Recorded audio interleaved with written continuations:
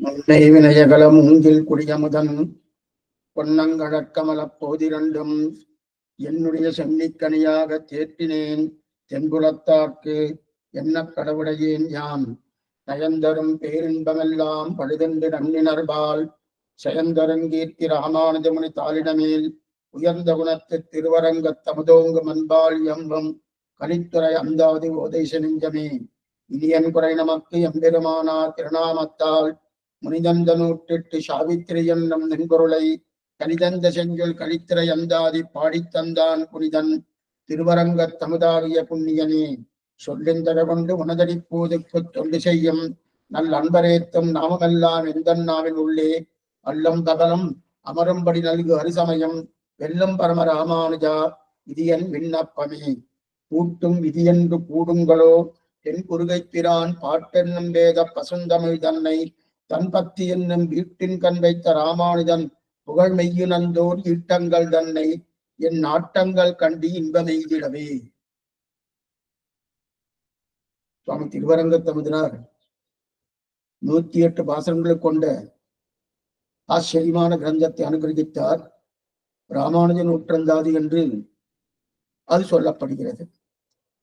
ராமானுஜனுடைய திருவடிகளையே சமர்ப்பிப்பதற்காகவும் அவருடைய வைபவத்தை லோகத்தார் அறியும் பொருட்டும் இந்த கிரந்தத்தை அனுகிரகித்தார். அதிலே ஒவ்வொரு பாசுரத்திலும் அந்த ராமானுஜ திருநாமத்தை வைப்பது பிரதானமாக ஒரு பிரதிஜை வைத்துக் கொண்டு அதை பண்ணியிருக்கிறார் சுவாமி திருவரங்கத்தமுதனார். அதிலே நாம் 29வது பாசுரத்தை அனுபவித்துக் கொண்டிருக்கிறோம்.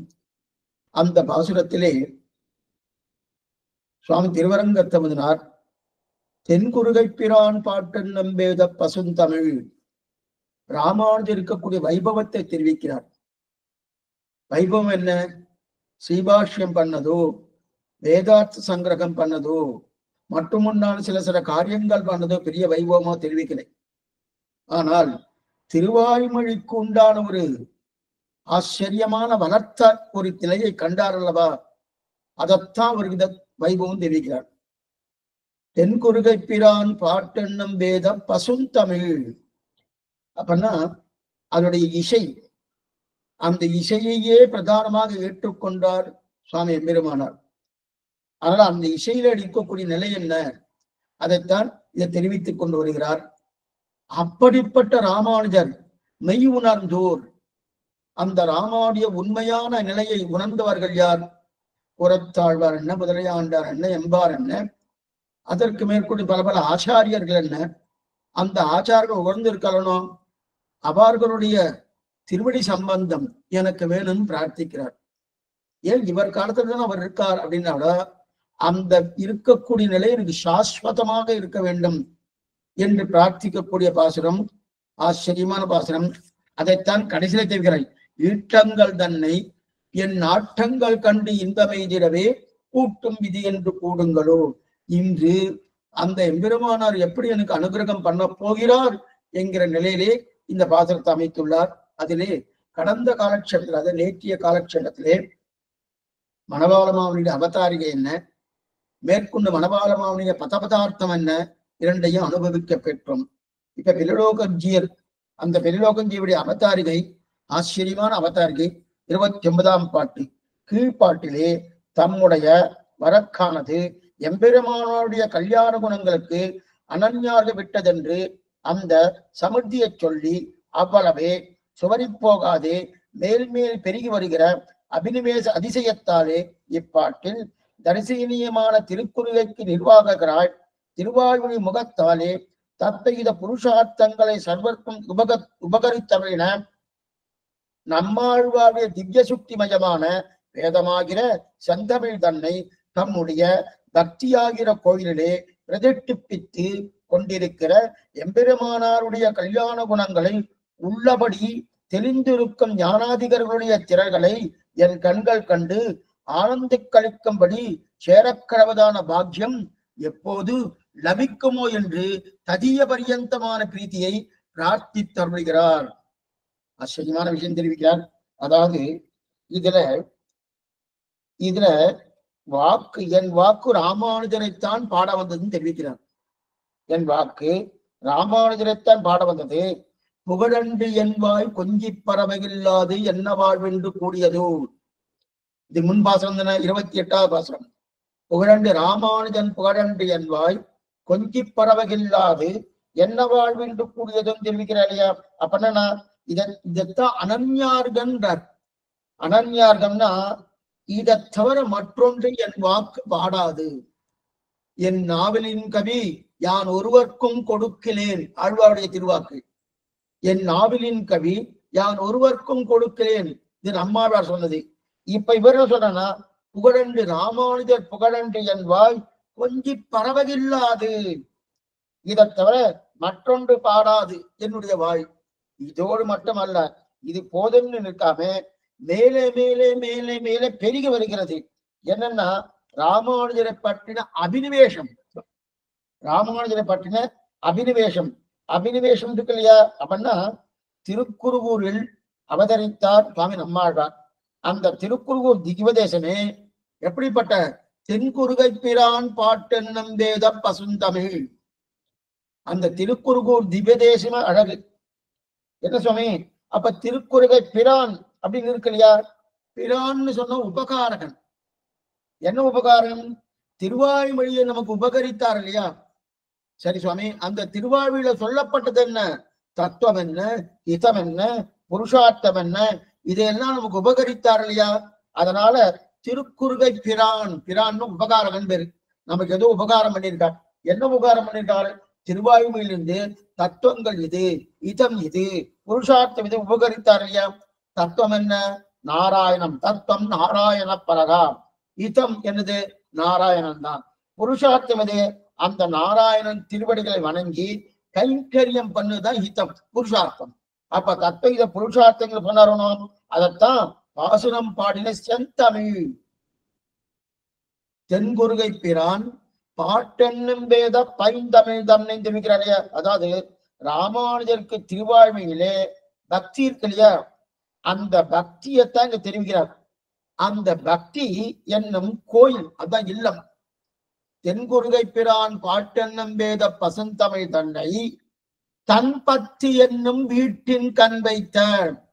ராமாவுடைய பக்தி இருக்கே, அந்த பக்தியே ஒரு கோயில், அந்த பக்தியே ஒரு இல்லம். அந்த இல்லம் இருக்கு இல்லையா? அந்த இல்லத்தை பிரதிஷ்ட பண்ணிட்டார். கிரகப்பிரவேசம் பண்றோமோ, பிரதிஷ்ட பண்ணி அதுக்குள்ள என்ன பண்ணார்? இல்லத்துல எல்லாரும் போகணுமோனோ, அதுக்குள்ள திருவாய்மொழிங்கிற பாட்டை பக்தி என்னும் கோயிலே பிரதிஷ்டை பண்ணிவிட்டார் சுவாமி ராமானுஜர். தன்னுடைய இல்லம் எது? பக்தி என்னும் இல்லம். அந்த இல்லத்துக்குள்ளே பிரதிஷ்ட பண்ணமானோ திருவாய்மொழியை பிரதிஷ்ட பண்ணார் ராமானுஜம். இப்ப உண்மையான கல்யாணம் இப்படிப்பட்ட பிரதிஷ்ட பண்ணிட்டாரனோ, இப்படி பிரதிஷ்ட பண்ணின அந்த ராமானுஜர் அப்படிப்பட்ட அவருடைய கல்யாண குணங்கள், அவருடைய உண்மையான கல்யாண குணங்கள், அந்த உண்மையான கல்யாண குணங்கள் அறிந்திருக்கக்கூடிய யாரு? கூராதிநாதர், குருகேசன் முதலான பெரியோர்கள். கூராதிநாதன், குருகேசன் முதலான பெரியோர்கள். கூராதிநாதர், கூரத்தாழ்வார் என்ன, முதலியாண்டார் என்ன, எம்பார் என்ன, இவர்கள் போன்றவர்கள் அவருடைய திருஷ்டி, அவருடைய கண் திருஷ்டினா அவருடைய அனுக்கிரகம் எனக்கு படணும், என் மேல விழணும். விழுந்துச்சுன்னா அது ஆனந்தமா இருக்கும். அதை நான் கணிக்கணுமோனோ, அந்த ஆனந்தத்தை கணிக்கணுமோனோ, அப்படிப்பட்ட ஆனந்தத்தை கணிக்கக்கூடிய பாக்கியம், அவர்களோடு சேரக்கூடிய பாக்கியம் எப்போது எப்போது கட்டும் அப்படின்னா ததிய பரியந்தமான பிரீத்தி. அப்படின்னா அடியார்கள் பரியந்தமான பிரீத்தி. ஏன்னா அடியார்கள் அளவு போகணும். சாமானியமா நாம என்ன பண்ணுவோம்? பகவான் அளவு நிற்போம். அவர் தானே சபையை மோசம் கொடுக்க போறார், அவர்களுக்கு அப்படி இருக்க கூடாது. அடியார்கள் அளவு மேன்மேலும் வளர்ந்து நிற்கக்கூடிய அடியார்கள் போகணுமோனோ. அப்பனா என்ன?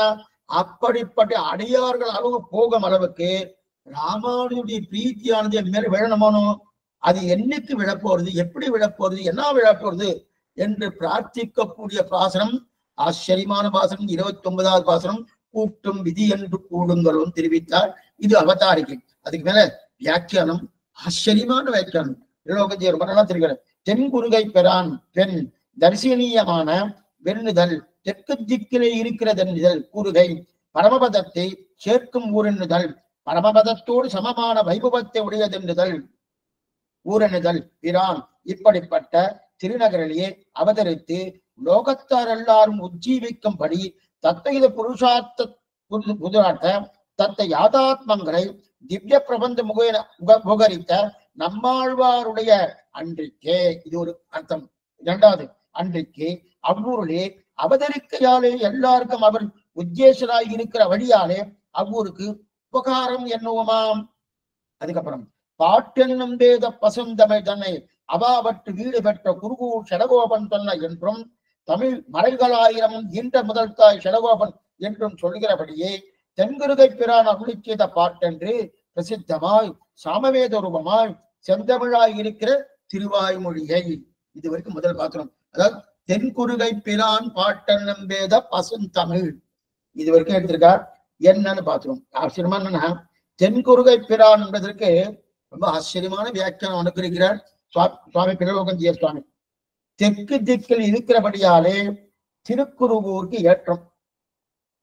நமக்கு நாம் இங்க இருக்கோம் அநேகமா இல்லையே சுவாமி, ஆழ்வார் திணை தாண்டி இருக்கிறாலும் தெற்கு திக்குன்னு சொல்லுவாங்க, சொல்ல மாட்டாரு. ஆனா நம்ம தமிழகத்துக்கு தெற்கு கோடியில தான் ஆழ்வார் திணையில இருக்கு.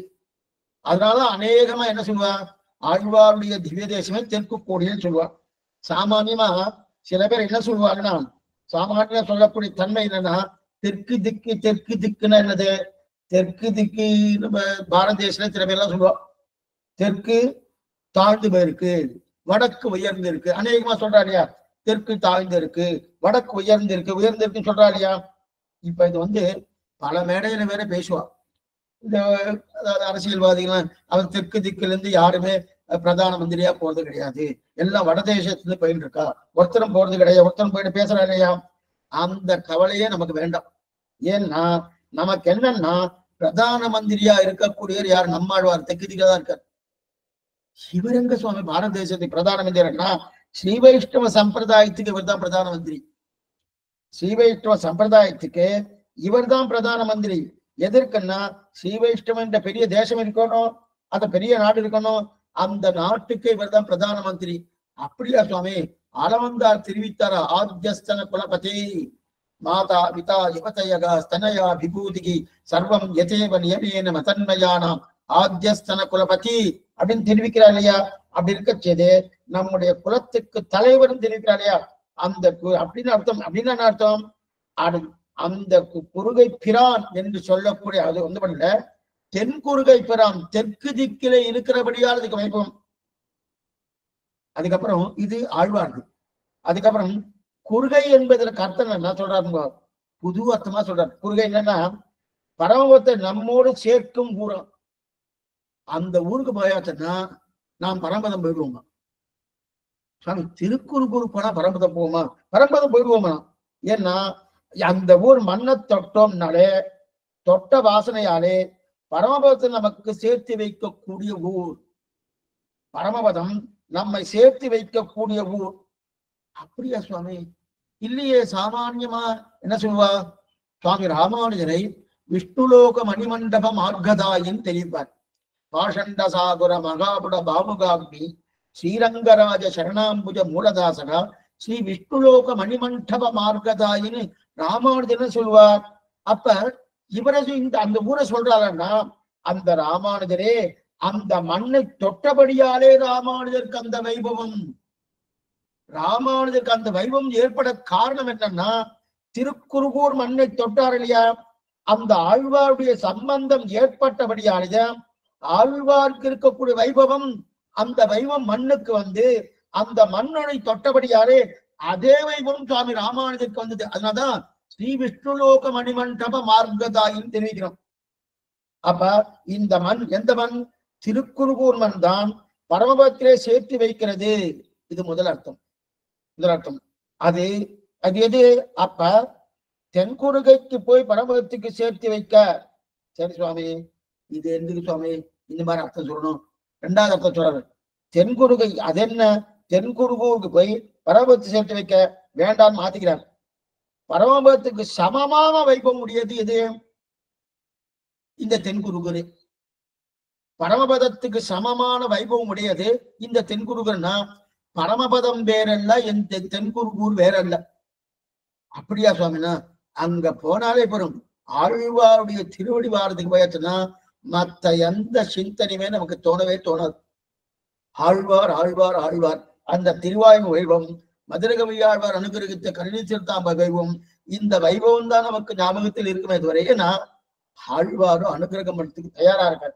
அதனால என்னது பரமபதமே அது. பரமபதத்துல எப்போ சதாபஸ்யந்தி சூரையாகதன அதே நினைவு அங்க வருதணும். அதனால பரமபதத்துக்கு சமமான வைபவம் உடைய திவ்ய தேசம் இது திருக்குருகூர். நின்ற ஆதிப்பிரான் நிற்க மற்ற தெய்வம் நாடிதிலேன்னு தெரிவிக்காளியா. அப்ப ஆழ்வார் என்னாலே எல்லாருக்கும் தெரியுமே, நம்ம ஆழ்வார் தெரியலையா? அப்ப பரமபதத்தை முதல்ல சொன்னதே அந்த ஊரை நாம் தொட்டால் பரமபதம் நமக்கு நிச்சயம்னு சொன்னார். அப்படி ஏன் சுவாமி சொல்லணும்? அதெல்லாம் வேண்டாம், இந்த ஊரே பரமபதம் உண்டா சுவாமினா பரமபதத்துல என்ன அனுபவம் அனுபவிப்போம்? அந்த அனுபவம் ஆழ்வார் கொடுக்கிறாரு. சதாபஸ்யந்தி சூரேகா என்ற அனுபவத்தை ஆழ்வார் கொடுக்கிறாரோ. அதனால அந்த ஊரே பரமபதம் அப்படின்னு தெரிவித்தார். அதுக்கு மேல இதுல இன்னொன்னுன்னா அது ஆழ்வார் திருநகரி. திருநகரின்னு சொன்னாலும் அதுக்கு வைபவம் தானே. ஆழ்வார்னாலே ஆழ்வார் திருநகரி, ஆழ்வார் திருநகரி என்னாலே நம்ம ஆழ்வார். ஏன் திருநகரின்னு சொன்னா ரெண்டு திருநகரி இருக்கு. திருவாலி திருநகரி இருக்கு, ஆழ்வார் திருநகரி இருக்கு. திருவாலி திருநகரி என்பது திருமங்கி ஆழ்வாருடைய அவதாரஸ்தலம். ஆழ்வார் திருநகரி என்பது நம்ம ஆழ்வாருடைய அவதாரஸ்தலம். அப்ப இந்த திருநகரிங்கிற சப்தம் ரெண்டு பேருக்கும் ஒக்கும். இது சுவாமி எடுக்கிறார். திருநகரி என்ற சப்தம் ரெண்டு பேரும் யாரு? திருமங்கை ஆழ்வார் என்ன, நம்ம ஆழ்வார் என்ன, ரெண்டு பேருக்கும் ஒக்கிறது இல்லையா? ஆனாலும் இப்ப நம்ம பார்த்துட்டு இருக்கிறது திருக்குறுகூர். குன்றமாட திருக்குறுகூர் அதனுள் நின்ற ஆதிப்பிரான் நிற்க மற்ற தெய்வம் நாடிதிரே அப்படின்னு தெரியுங்க. குன்றமாட திருக்குறுகூர் அது பொருள் நம்பினேன் பிற நண்பொருள் தன்னையும் நம்பினேன் மடவாளையம் முன்னலாம் செம்பன்மாட திருக்குறுகூர். இது மதுரகவி ஆழ்வாருடைய கண்ணின் சிறுத்தாம்ப பாசம். செம்பன்மாட திருக்குறுகூர். அங்கிருந்து வடக்கு தேசத்திலிருந்து மதுரகவி ஆழ்வார் நேர தெற்கு நோக்கு வரார். வரச்சே இங்கெல்லாம் மாட மாளிகைகள் கூட கோபுரங்கள் நிறைய இருக்கே, இங்க நிறைய பெண்கள்லாம் இருப்பாளான்னு நினைச்சுன்னு வரார். நிறைய மாட மாளிகைலாம் இருக்கே அப்படின்னு, சுந்தரிகள் அழகாக இருக்கக்கூடிய பெண்கள் இருப்பாளா அப்படின்னு நினைச்சுதான் உள்ள வரார். இங்க நிறைய பணங்காசு எல்லாம் கிடைக்கும் போல் இருக்கு, பெரிய பெரிய ஊரா இருக்கு அப்படின்னு நினைச்சு உள்ள வர்றார். உள்ள வந்ததுக்கு அப்புறம் அவர் ஆழ்வாரையே சேவிக்கவே இல்லை. மதுரகவி ஆழ்வார் ஆழ்வாரை சேவிச்சாருன்னா சேவிக்கல. என்ன பண்ணார்? செம்பன்மாட திருக்குறுகூர் அப்படி இருந்தது இல்லையா, அதுவே என்னை திருத்தியதுன்றாரு. செம்பன்மாட திருக்குறுகூர்னா அந்த ஊரே தன்னை திரித்து விட்டான். ஆழ்வார் திருவடி பக்தி கொண்டு தான் திருந்தினேன்னு சொல்லல மதுரகவி ஆழ்வார். அந்த ஊருக்கு போறேன் சுவாமி. அப்ப ஊருக்கு போன தேசோகம் சர்வசாம துக்கும் சொல்றது சாஸ்திரம். அந்த தேசத்துக்கு போனாலே நமக்கு வாழ்ச்சியா. வாழ்ச்சின்னா என்ன வாழ்ச்சி? சரீர வாழ்ச்சி இல்ல, ஆத்ம வாழ்ச்சி, ஆத்ம உஜ்ஜீவனத்துக்கு. ஏன்னா அந்த ஊரே முதல்ல அந்த ஊருக்கு போனால் தொட்டால் பரமபதம் நிச்சயம்னு சொல்லியிருக்கு. அது மட்டும் இல்ல, இரண்டாவது அர்த்தம் என்ன கிடைச்சது? அந்த ஊரே பரமபதத்துக்கு சமானம்னு சொல்லித்தோணும். அப்ப எப்படி சொல்லித்தனா? எதனால அது அத்தனை ஏன் மதுரகவியோட பிரத்யட்சமா பார்த்திருக்காரு. அந்த ஊருக்கு வந்தேன், நான் வேறு எண்ணத்தோடு வந்தேன். மாட மாளிகைகள் இருக்கு, நிறைய களிக்காட்டங்கள்லாம் இருக்கு, நிறைய என்னுடைய ஆசையெல்லாம் பூர்த்தி பண்ணிக்கலாம், நிறைய பெண்கள் இருப்பா போட்டிருக்கு, நிறைய பணங்காசு வரும் போட்டிருக்கு. இந்த எண்ணத்தோடு தானே உள்ள வந்தேன். ஆனா அந்த ஊரே என்னை திருத்தியேன்னு சொல்லிக்கிறாங்க. இனிமே உள்ளே போய் பாசனம் கேட்டு திருந்துவதெல்லாம் கிடையாது. உள்ள போய் பாசனம் கேட்டு திருந்துவதெல்லாம் இல்ல. திண்ணிய மாடம், திண்ணிய மாடம் அதான் தெரிவிக்கிறார். என்ன தெரிவிக்கிறார்? செம்பன் மாட திருக்குறுகூர். அப்படிப்பட்ட திண்ணிய மாடம் இருந்ததுயா. அப்பன்னா என்னுடைய மனசுல ஒரு திண்மை தோன்றது. மதுரகவியார் தெரிவிக்க திண்மை தோன்றுவித்தது. என்னன்னா, கண்ட இடத்துல நம்புறாயே, எங்க நம்பணுமோ அங்க நம்பணுமோனோ அந்த நம்பிக்கையை ஊட்டியது எது? குன்றமாட திருக்குறுகூர். ஊரே நம்பிக்கையை ஊட்டுமா சுவாமி? ஊரே நம்பிக்கையை ஊட்டுமானா, நீங்க சில நேரத்துல திருமலைக்கு போறோம். திருமலைக்கு போயிட்டு அங்க உள்ளுக்குள்ள போய் பெருமாள் செய்ய வேண்டாம். அந்த இருக்கக்கூடிய சன்னிவேஷம் இருக்கு இல்லையா, அந்த சன்னிவேஷத்துல இருந்தாலும் நமக்கு ஏதோ ஒரு பகவத் அங்கீகாரத்துக்குள்ள நம்ம இருக்கும். பகவானுடைய திருவடி அங்கதான் இருக்கும்.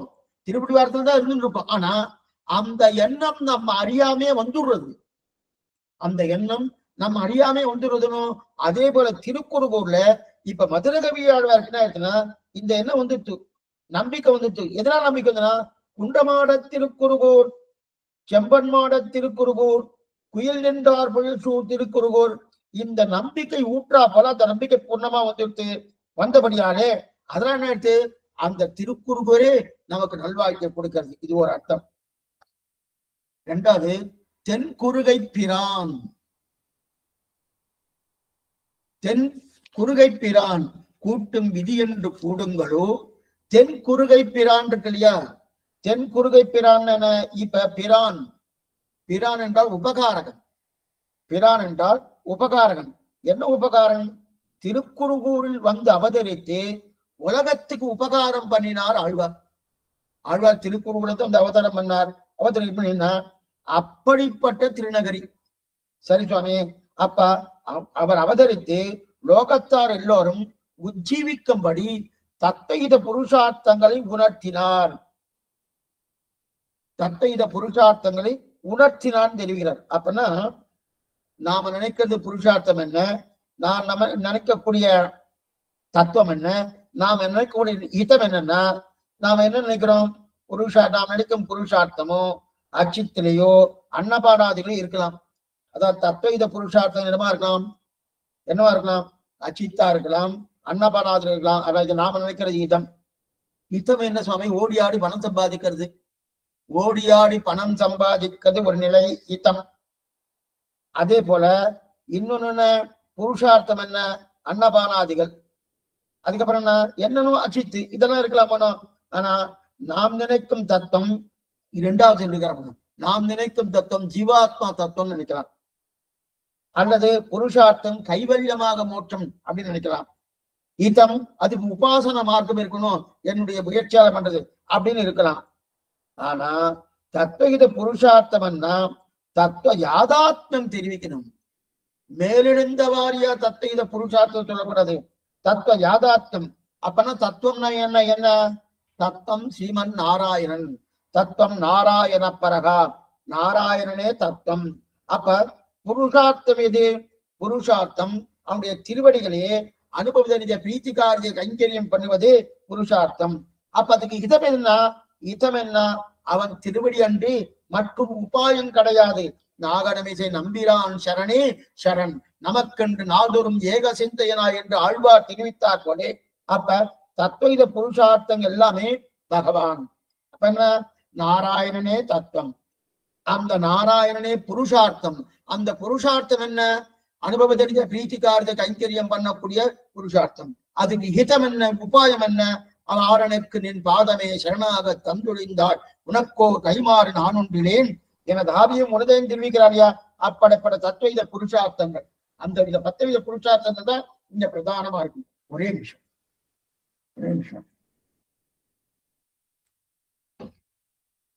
தத்துவ புருஷார்த்தங்கள் என்ன? தத்துவம் நாராயணன், இதம் நாராயணனுடைய திருவடியே, புருஷார்த்தம் அவனுக்கு கைங்கரியமே தெரியவில்லை இல்லையா, அப்படி தெரிவித்தலையா. அதான் தத்துவ யாதாத்ம ஞானம்னு பேரு. அப்படிப்பட்ட தத்துவ யாதாத்ம ஞானத்தை பத்தனம். இதைத்தான் ஆழ்வார் தெரிவிக்கிறார். விடுமின் முத்தமம் விடி செய்து உண்மையில் வீடுடையாடு விடுசுவேன். விடுமின் முத்தமம் தத்துவங்களை சொல்லி தள்ள சொல்லு. விடுமின் முற்றமம் அடுத்தையும் விட்டுடுங்கோ. அப்ப எதை பத்தனம்? பற்று வீடுடையானுடைய வீடு செல்மினே. தத்துவ யாதாத்மத்தை சொன்னது இல்லையா. ஆக தத்துவ புருஷார்த்தங்களை தாழ்ந்ததை சொல்லி கல்லுன்னு சொல்லிட்டார். தாழ்ந்ததா இருக்கக்கூடிய அச்சித்தப்தம் என்ன, அதுக்கு மேல இருக்கக்கூடிய ஜீவாத்மா தத்துவம் என்ன? ஜீவாத்மா தாழ்ந்ததுன்னா அது இந்த அனுபவத்துக்கு போயிடுச்சுன்னு வச்சுக்கேன், ஆத்மா அனுபவத்துக்கு போயிடுச்சுன்னா இது தாழ்ந்தது. அதனால அதெல்லாம் தள்ளுன்னு சொல்லிட்டு அதுக்கப்புறம் தத்துவ யாதாத்மமாக இருக்கக்கூடிய அந்த பகவத் தத்துவத்தை 10 சொல்லி கொடுத்தார் இல்லையா. அப்ப ஆழ்வார் விட வேண்டியதை சொன்னார், பற்ற வேண்டியதை சொன்னார். ஆக உலகத்தார் எல்லாருக்கும் எது தத்துவது, எது தத்துவம், எது ஹிதம், எது புருஷார்த்தம், இதை உபகரித்தார். அப்ப பிரான்னால் உபகாரன்னு பேரு ஆயிடுத்து. இது ஒரு அர்த்தம். அப்பனா பிரான், திருக்குறுகை பிரான், அந்த பிரான்ங்கிற சப்தத்துக்கு உபகாரகர். என்ன உபகாரம் பண்ணார்? உலகத்துக்கெல்லாம் உபகாரம் பண்ணார். என்ன உபகாரம்? தத்தையிட புருஷார்த்தங்களை உலகத்துக்கு உபகாரம் பண்ணார் நம்மாழ்வார் என்பது ஒரு அர்த்தம். இரண்டாவது அர்த்தம் சொல்றார், தென்குருகை பிரான்னா தெற்கு திக்கில் அவதரித்து உலகத்துக்கு உபகாரம் பண்ணான்னு முதல்ல சொன்னோம். இப்ப அந்த அர்த்தம் இல்லை. ஏன் சுவாமி உலகத்துக்கு உபகாரம் பண்ணான்னு சொன்னோம்? இந்த தென்குருகூருக்கே உபகாரம் பண்ணான்னு சொன்னா என்ன? லோகத்தில் உள்ளார் அத்தனை பேருக்கும் உபகாரம் பண்ணாரு முதல் வியாக்கியானம். இப்ப இந்த ஊருக்கு உபகாரம் பண்ணாருன்னா இந்த ஊரில் பிறந்தபடியாலே திருக்கூர் குருகூருக்கு ஒரு வைபவம் வந்துட்டு. எந்த ஊர்ல? ஆழ்வார் அவதாரம் பண்ணது ஆழ்வார் திருநகரி. ஆழ்வார் திருநகரின்றது பிற்பாடு ஏற்பட்டது அந்த பெயர். முதல்ல ஆழ்வார் திருநகரி பேரு திருக்குருகூர்னு பேரு, குருபாபுரி திருக்குருகூர்னு பேரு. அப்படிப்பட்ட திருக்குருகூருக்கு வைபவம் வந்துட்டு. ஏன்? ஆழ்வார் அவதாரம் பண்ணபடியாலே. சில தேசம்லாம் பார்க்கலாம், தேசம் முன்னாடியே இருக்கும், ஆனா அவர் அவதாரம் பண்ணபடியா அது நல்ல பிரபலமாகும். பிரபலம் அதைத்தான் இங்க சாதிக்கிறார். முதல்ல சொன்னது லோகத்தாருக்கு உபதேசம் பண்ணது, இது முதல் அர்த்தம். தென் குருகை பிரான், பிரான்னு உபகாரகன், லோகத்தாருக்கு உபகாரம் பண்ணது தத்துவ புருஷார்த்தங்களை. இப்ப ரெண்டாவது சொல்றது லோகத்தார்ல அந்த ஊருக்கு உபகாரம் பண்ணார். ஏன்னா அந்த திருக்குறுகூருக்கு ஒரு வைபவம் வந்துட்டோம்னா, அந்த ஊரில் ஆழ்வார் பிறந்தார். பெரியனா ஒரு பெரியவர் ஒருத்தர் ஒரு ஊர்ல பிறந்தாருனாலே அவரை பேரை சொல்ல சொல்ல சொல்லி ஊரையே உயர்த்தி பாக்குறமனும், எத்தனைய பாக்குறமனும், எத்தத்த பெரியோர்கள்லாம் இருக்கா. அந்தந்த பெரியோர்கள்லாம் அவ அந்தந்த ஊர்ல அவதாரம் பண்ணியாச்சுனாலே அந்த அவதாரத்துக்கு தகுந்தாற் போல என்ன பண்ணுவானா அந்த ஊரை உசைச்சுவா. ஓ, இப்படிப்பட்டவர் இந்த ஊர்ல பிறந்தாரா, இந்த ஊருக்கு எத்தனை வைபவம் அப்படின்னு சொல்றா இல்லையா. அதனாலதான் திருக்குருகூருக்கே உபகாரம் பண்ணார். முதல்ல லோகத்துக்கு உபகாரம் பண்ணார், இப்ப திருநகரிக்கு உபகாரம் பண்ணார். ஆழ்வார் மட்டும் ஆழ்வார் திருநகரி ஏற்றமல்ல, ஆழ்வார் திருநகரி மன்னம் ஆழ்வார்க்கும் ஏற்றம் உண்டு. ஆழ்வார்க்கு மற்றும் ஏற்றம் இல்ல, ஆழ்வார் திருநகரி மண்ணுக்கும் ஏற்றம் உண்டு. ஏன்னா ஒண்ணு அடிய முதல்ல தெரிவிச்சுறேன். என்னன்னா எந்த திவ்ய தேசமா இருந்தாலும் ஆழ்வார் பெருமாளை பிரதிஷ்டை பண்ணினார் என்கிற கதையே கிடையாது. இப்ப ஆழ்வார் வருவதற்கு முன்னாடி அங்க யாரு இருக்கா? ஆதிப்பிரான் பொழுதின்ற பிரான் எழுதிருக்கார். ஆழ்வார் பெருமாளை பிரதிஷ்டை பண்ணல, எங்கேயுமே அது கிடையாது. ஆழ்வார்கள் அவதாரம் பண்றதுக்கு முன்னாடியே பெருமாள் அங்க இருப்பார். அந்தந்த பெருமாள் அந்த திவ்ய தேசம் தான் இருப்பார். அந்தந்த திவ்ய தேசம் இருந்தாலும் அதன் பிறகுதான் ஆழ்வார்கள் அவதரிப்பார்கள். ஆழ்வார்கள் அவதரித்து பாசுரங்கள் பாடுவார். அந்த பாசுரங்கள் பாடுறோம், அதுக்கப்புறம் தான் அங்க திவ்ய தேசம் ஆறுது. ஆனா அந்த திவ்ய தேசம் முன்னாடியே உண்டு, அந்த திவ்ய தேசத்துக்குள்ள அந்த பெருமாள் முன்னாடியே உண்டு.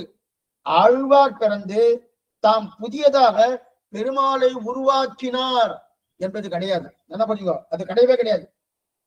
இன்னும் கொஞ்சம் என்ன சொல்றோம்னா, முதல்ல திவ்ய தேசம் தான் முன்னாடி, பெருமாளே அப்புறம் தான் பண்ணார். பெருமாளே அவர் தான் தான் உகந்த ஊரெல்லாம் தன்தாள் பாடின்னு ஒரு பாசனம் திருநெடுந்தான்.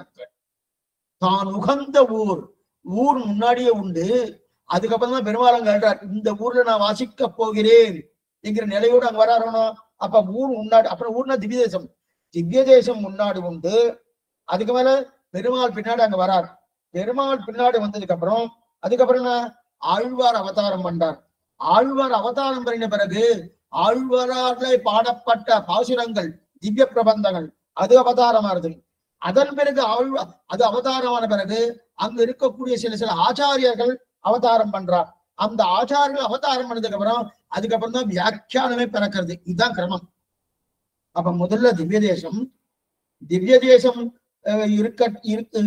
முதல்ல இருக்கும் போதே பகவான் அங்க சேர்றார். பகவான் சேர்ந்ததுக்கு அப்புறம் ஆழ்வாருடைய அவதாரம் கிடைக்கிறது. ஆழ்வாருடைய அவதாரம் இருந்தபோது திவ்ய பிரபந்தம் அவதாரம் ஆகிறது. திவ்ய பிரபந்தம் அவதாரம் ஆகிறது, ஆச்சாரர்கள் அவதாரம் பண்றா.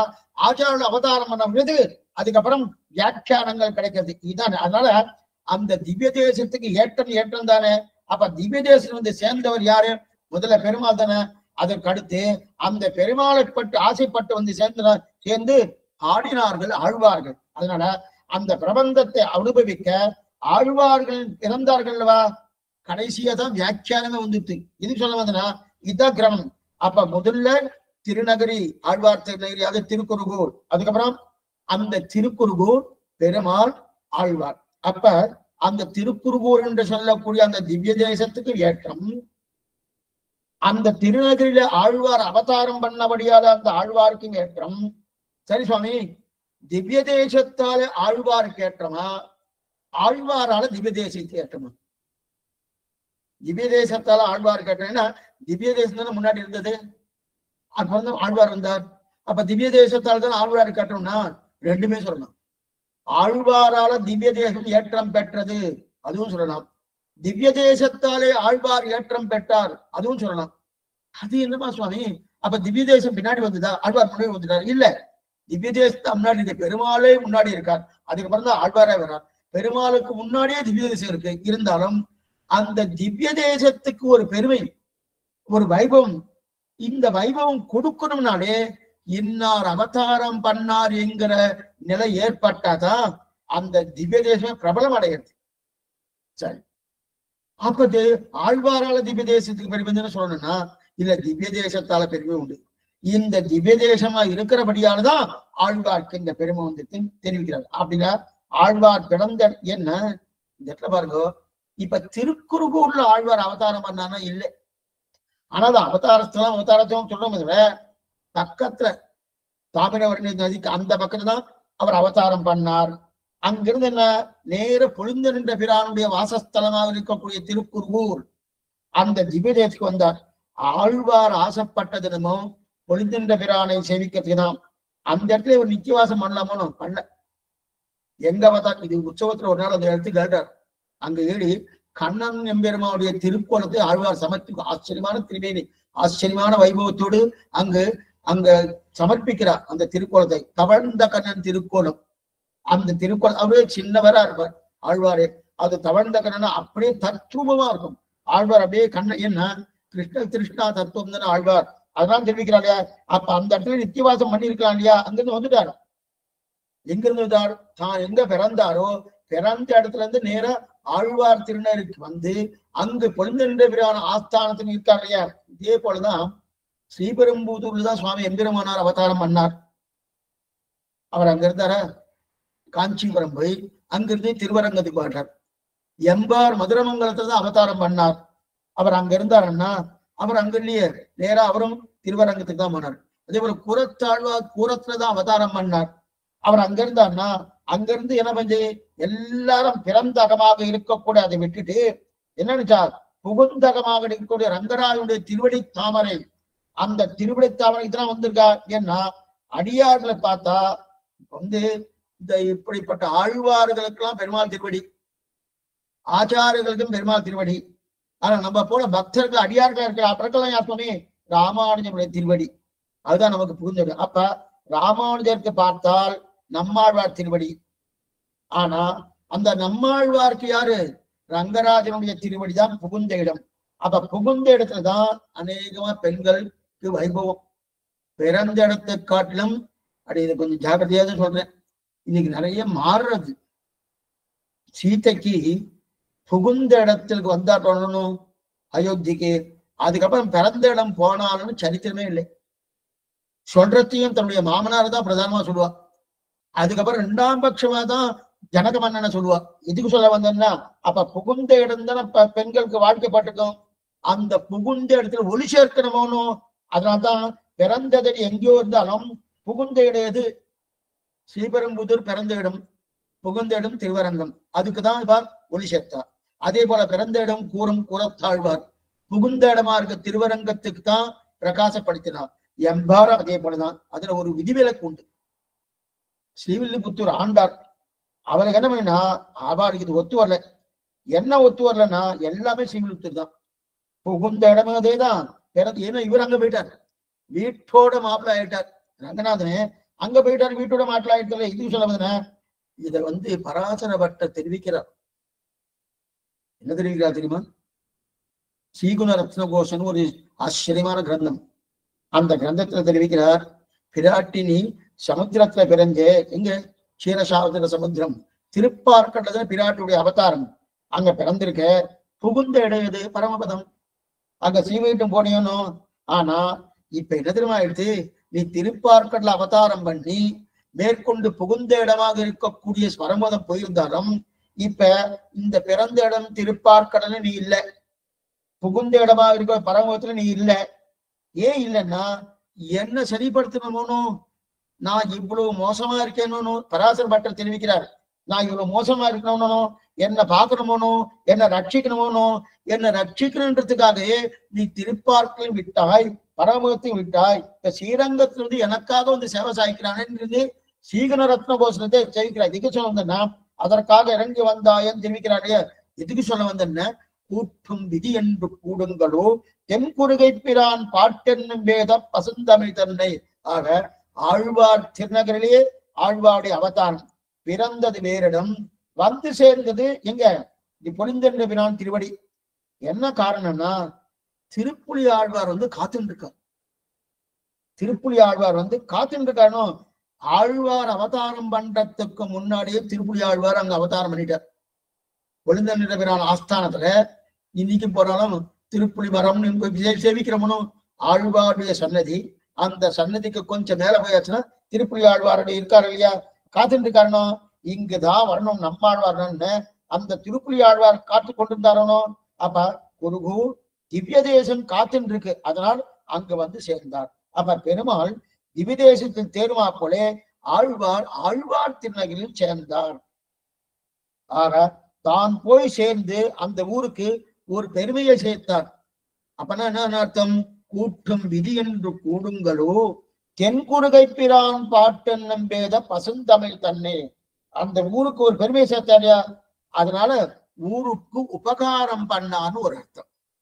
ஊருக்கு உபகாரம் பண்ணான்னு ஒரு அர்த்தம். அப்ப ஆழ்வார் திருநகருக்கு உபகாரம் பண்ணார் ஒரு அர்த்தம், லோகத்துக்கு உபகாரம் பண்ணார் மற்றொரு அர்த்தம். இதுல இந்த மாதிரி பண்ணியிருக்காரா சுவாமின்னா பண்ணியிருக்காரு. ரெண்டு விதமா சொல்லிக்கணும். லோகத்துக்கு உபகாரம், தென்குறுகை பிரானுங்கிற சப்தத்துடைய அர்த்தத்தை பார்த்துட்டு இருக்கோம். பிரான்னு உபகாரம். அந்த பிரான் உபகாரம்னா லோகத்துக்கு உபகாரம் பண்ணார், தத்துவ புருஷார்த்தங்களை கொடுத்து. அது மட்டுமல்ல, அந்த ஊருக்கு உபகாரம் பண்ணார், அவதாரம் பண்ணு அப்படின்னார்.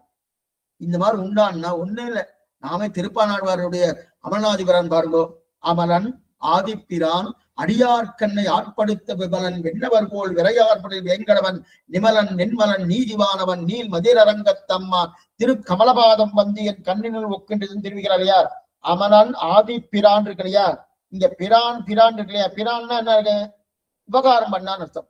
அமலன் என்றால் குற்றமில்லான், அமலன் நிமலன் நென்மலன் இதெல்லாம் குற்றமில்லாதவன். அந்தந்த சப்தத்துக்கு என்னென்ன குற்றம் இல்லைன்னு அந்த வியாக்கியானத்தை பார்க்கணும், அதுக்கு போக வேண்டாம். அமலன்னா குற்றமில்லாதவன், ஆதின்னா ஜெகத்காரணபூதன், ஆதின்னா ஜெகத்காரணபூதன், பிரான் அமலன் ஆதி பிரான். பிரான்னு உபகாரம் பண்ண பாத்துக்கணும். என்ன உபகாரம் பண்ணார்? திருப்பானாழ்வாருக்கு அந்த பெரிய பெருமாள் ஏதோ உபகாரம் பண்ணியிருக்கார். என்ன உபகாரம் பண்ணா, உலகத்துக்கு தன்னை ஜெகத்காரணபூதனாக காட்டி கொடுத்ததே முதல் உபகாரம். உலகத்துக்கு தான் நதஸ்யமஸ்ய அப்யதிகஸ்ய திஷ்யதே, நானே முழுமுதற் கடவுள், நானே மேம்பட்டவன், நானே ஜெகத்காரண பூதன்னு காட்டி கொடுத்தார் இல்லையா, அந்த உபகாரத்தை முதல்ல பண்ணார். முதல் வியாக்கியானம். சரி சுவாமி, ஜெகத்காரண பூதன் காட்டி கொடுத்தது அதெல்லாம் பெரிய விஷயமா அப்படின்னா, இப்ப மாத்திட்டார். ரெண்டாவது வியாக்கியானம். பிரான் முதல்ல ஆதிப்பிரான் என்கிற சப்தத்தை வைத்துக் கொண்டு ஆதினா ஜெகத்காரணபூதன் என்கிற ஒரு தன்மையை யாருக்கு? திருப்பானாழ்வாருக்கு காட்டி கொடுத்து உபகாரம் பண்ணான்னு பிரான்கிற சப்தத்துக்கு உபகாரம் சொன்னார். இல்ல பிரான் சப்தத்தை இன்னொன்னு சேர்த்துங்க. பிரான் அடியார்கண்ணை ஆட்படுத்த, பிரான் அடியார்கண்ணை ஆட்படுத்தினா, அடியார்களுக்கு என்னை ஆட்படுத்துறதே எனக்கு பண்ணின பிரான், அதான் உபகாரம். முதல் பிரான் சப்தத்துக்கு உண்டான அர்த்தம் பகவானே ஜெகத்காரண வஸ்து என்பதை காட்டி கொடுத்த உபகாரம். அதெல்லாம் பெரிய விஷயமே இல்லை. என்னை அடியார்க்கு ஆட்படுத்தினானோ எங்க இருக்கு சுவாமி? எங்க இருக்கு? அடியார்கண்ணை ஆட்படுத்தே பிரான் இருக்கு இல்லையா, அந்த பிரான் சப்தத்தை அடியார்கண்ணை ஆட்படுத்த சப்தத்துல சேர்க்கணும். சேர்த்தாச்சுன்னா அப்ப அடியார்கண்ணை ஆட்படுத்தி உபகாரம் பண்ணானோ. ஆக ஊருக்கு பண்ணின உபகாரம் ஒண்ணு, அது ஆதிப்பிரான். தனக்கு பண்ண உபகாரம் ஒண்ணு, அடியார்கண்ணை ஆட்படுத்தணும் இல்லையா, அதே போல இங்கேயும் தென்குருகை பிரான். தென்குருகை பிரான்னா என்ன அர்த்தம்? தென்குருகை அவதரித்து ஊருக்கு பண்ணின பிரான். அப்படி அல்ல, ஊருக்கு பண்ணினது தான் தென்குருகை பிரான் தெரிவித்தார். ஆக தென்குருகை பிரான் கூட்டும் விதி என்று கூடுங்களோ தென்குருகை பிரான். அடுத்து பாட்டென்னும் வேத பசுந்தமை தன்னை. பாட்டென்னும் வேத பசுந்தமை தன்னை. ஆக தென்குருகை பிரான் அருளி செய்தது ரொம்ப பிரசித்தம். என்ன திருவாய்மொழி தானே ரொம்ப பிரசித்தமா இருக்கு. பாட்டென்னும் வேத பசுந்தமிழ். வேதத்தை தமிழாக்கின திருவாய்மொழி. வேதம் தமிழ் செய்தமாறன் சுதமனோ. வேதத்தை தமிழாக்கின திருவாய்மொழி. அதாவது பாட்டாக இருக்கிறது ஒரு அர்த்தம். இன்னொரு என்ன தெரியுமா? பாட்டு என்னும் வேதம். பாட்டு என்ன வேதம். பாட்டு என்ன வேதம் என்னது? அப்ப என்னன்னா, இது ரிக்வேதம் இல்ல, எதிர்வேதம் இல்ல, அதர்வன வேதம் இல்ல, இது சாமவேதம். பாட்டென்னும் வேதம். ஏன்னா சாமவேதம்னா சாமவேத கீதனாகின்னு தெரிவிக்கிறார் ஆழ்வார். சாமவேதம்னா இசை கூட்டுவது. அப்பனா பாட்டு, சங்கீதம். சாமவேதா ஊஹா ஊஹா அகமன்னம் அகமன்னம் அகமன்னம் மன்னாதோ, அதான் கீதம். அந்த இசை இருக்கு இல்லையா? பாவினின் இசை பாடி திருவனேன் தெரிவித்தாரே மதுரகவியாளர். அப்ப இந்த திருவாய்மொழி என்பது ரிக்வேதம், எதிர்வேதம், சாமவேதம், அதர்வன் வேதம். ரிக்வேதம் திருவிருத்தத்தின் நிலை, எதிர்வேதம் திருவாசிரியத்தின் நிலை, அதர்வன வேதம் பெரிய திருவந்தாதின் நிலை, சாமவேத சாரம்தான் திருவாய்மொழி. அந்த சாமவேத நிலை அதான் தென்குருகை பிரான் பாட்டென்னும் வேத பசுந்தமிழ். அந்த சாமவேதத்தை தமிழாக்கின திருவாய்மொழி.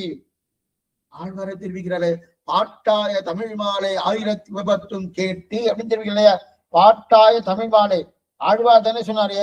அதுவும் அந்த சாமவேதத்திலேயே சந்தோஷாமம்னு பேர். இது நம்ம ஆச்சாரியத்துல நம்ம பார்த்திருக்கோம்.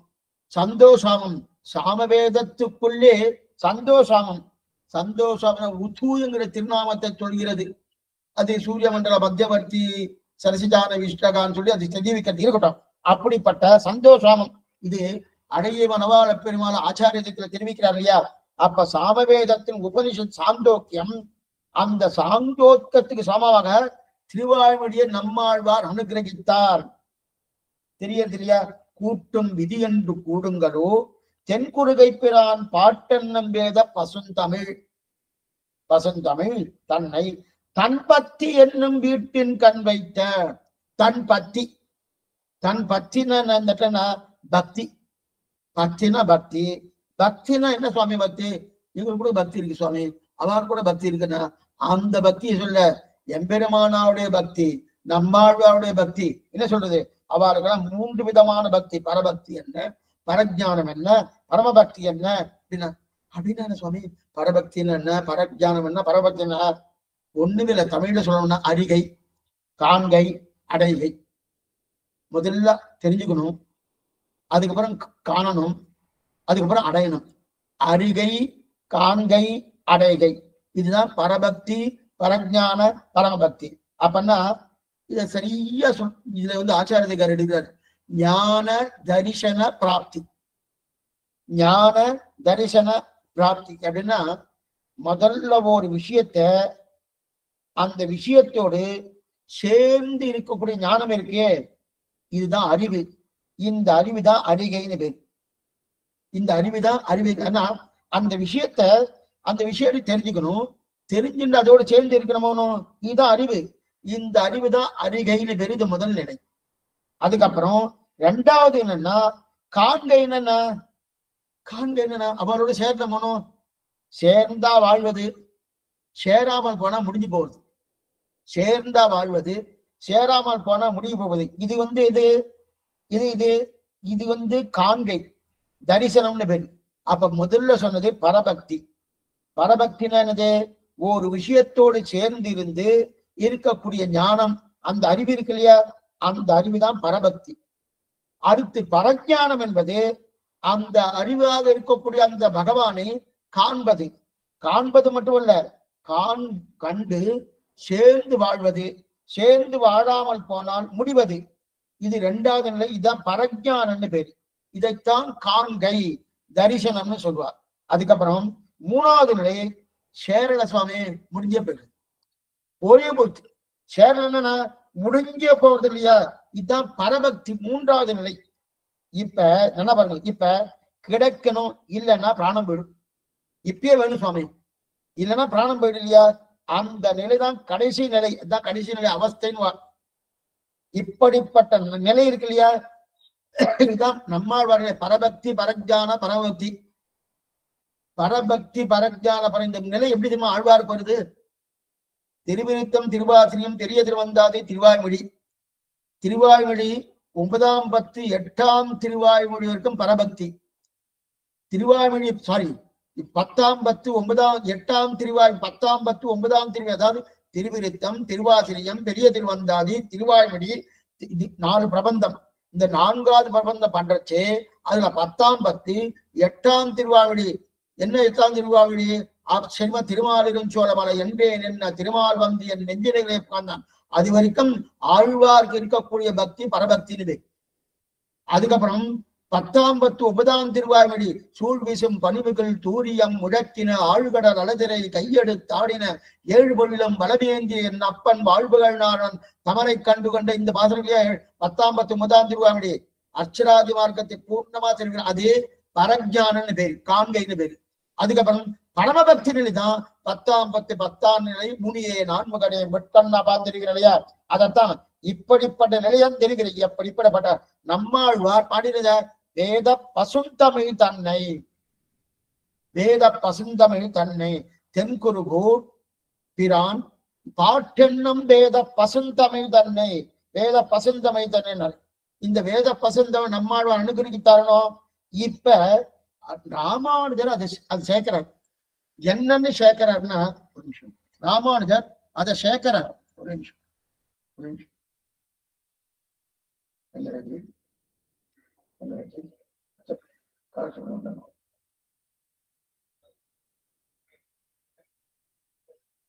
சரி சரி சரிங்களா.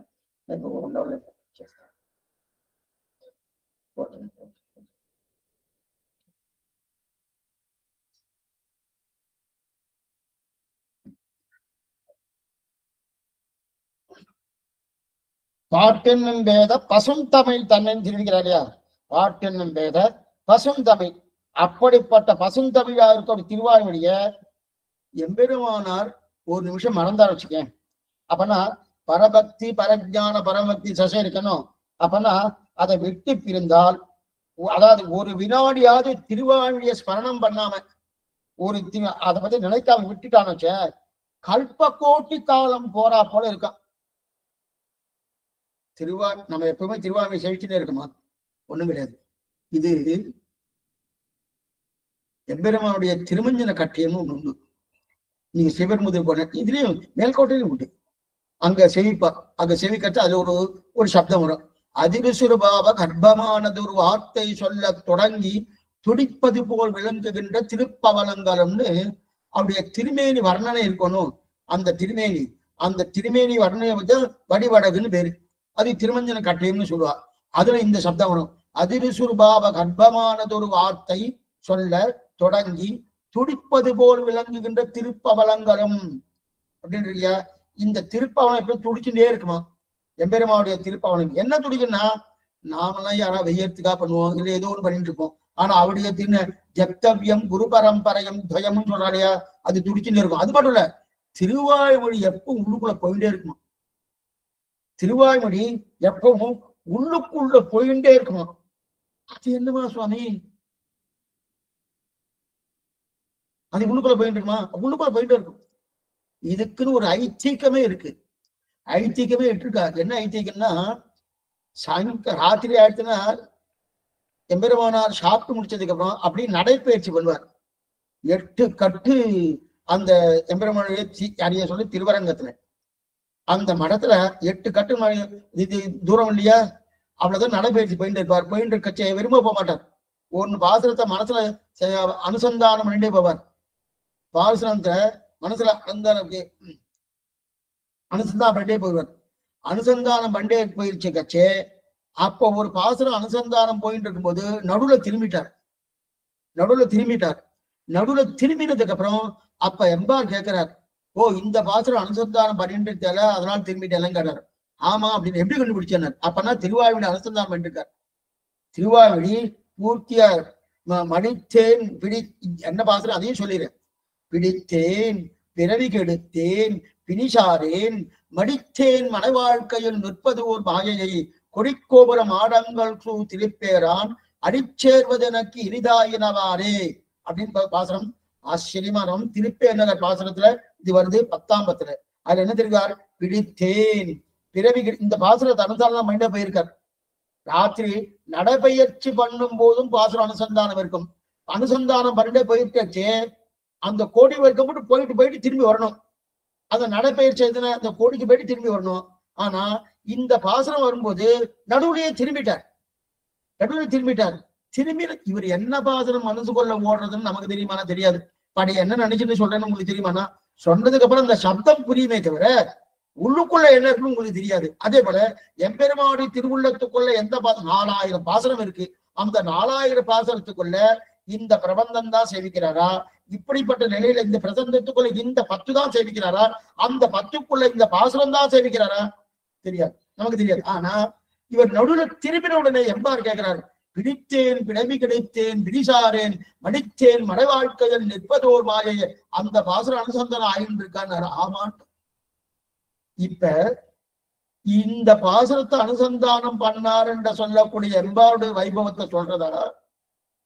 அவர் வெறுமை இல்லாம இந்த இப்படிப்பட்ட பாசுரம் அனுசந்தானம் பண்ணி நடப்பயிற்சி பண்ணிட்டு இருக்காரு. அதை சொல்லணுமா? இதுக்கு சொல்ல வந்தனா எப்பொழுதும் அவருடைய திருவாயுடைய வாய்ப்புல இருந்துட்டே இருக்கும். அவருடைய திருவாயுத்துக்குள்ள இருந்துருக்கோம். ஒருவேளை பண்ணல, ஒருவேளை விட்டுட்டான்னு வச்சுக்கோ, கல்ப காலம் போறா மாதிரி போயிடுமா.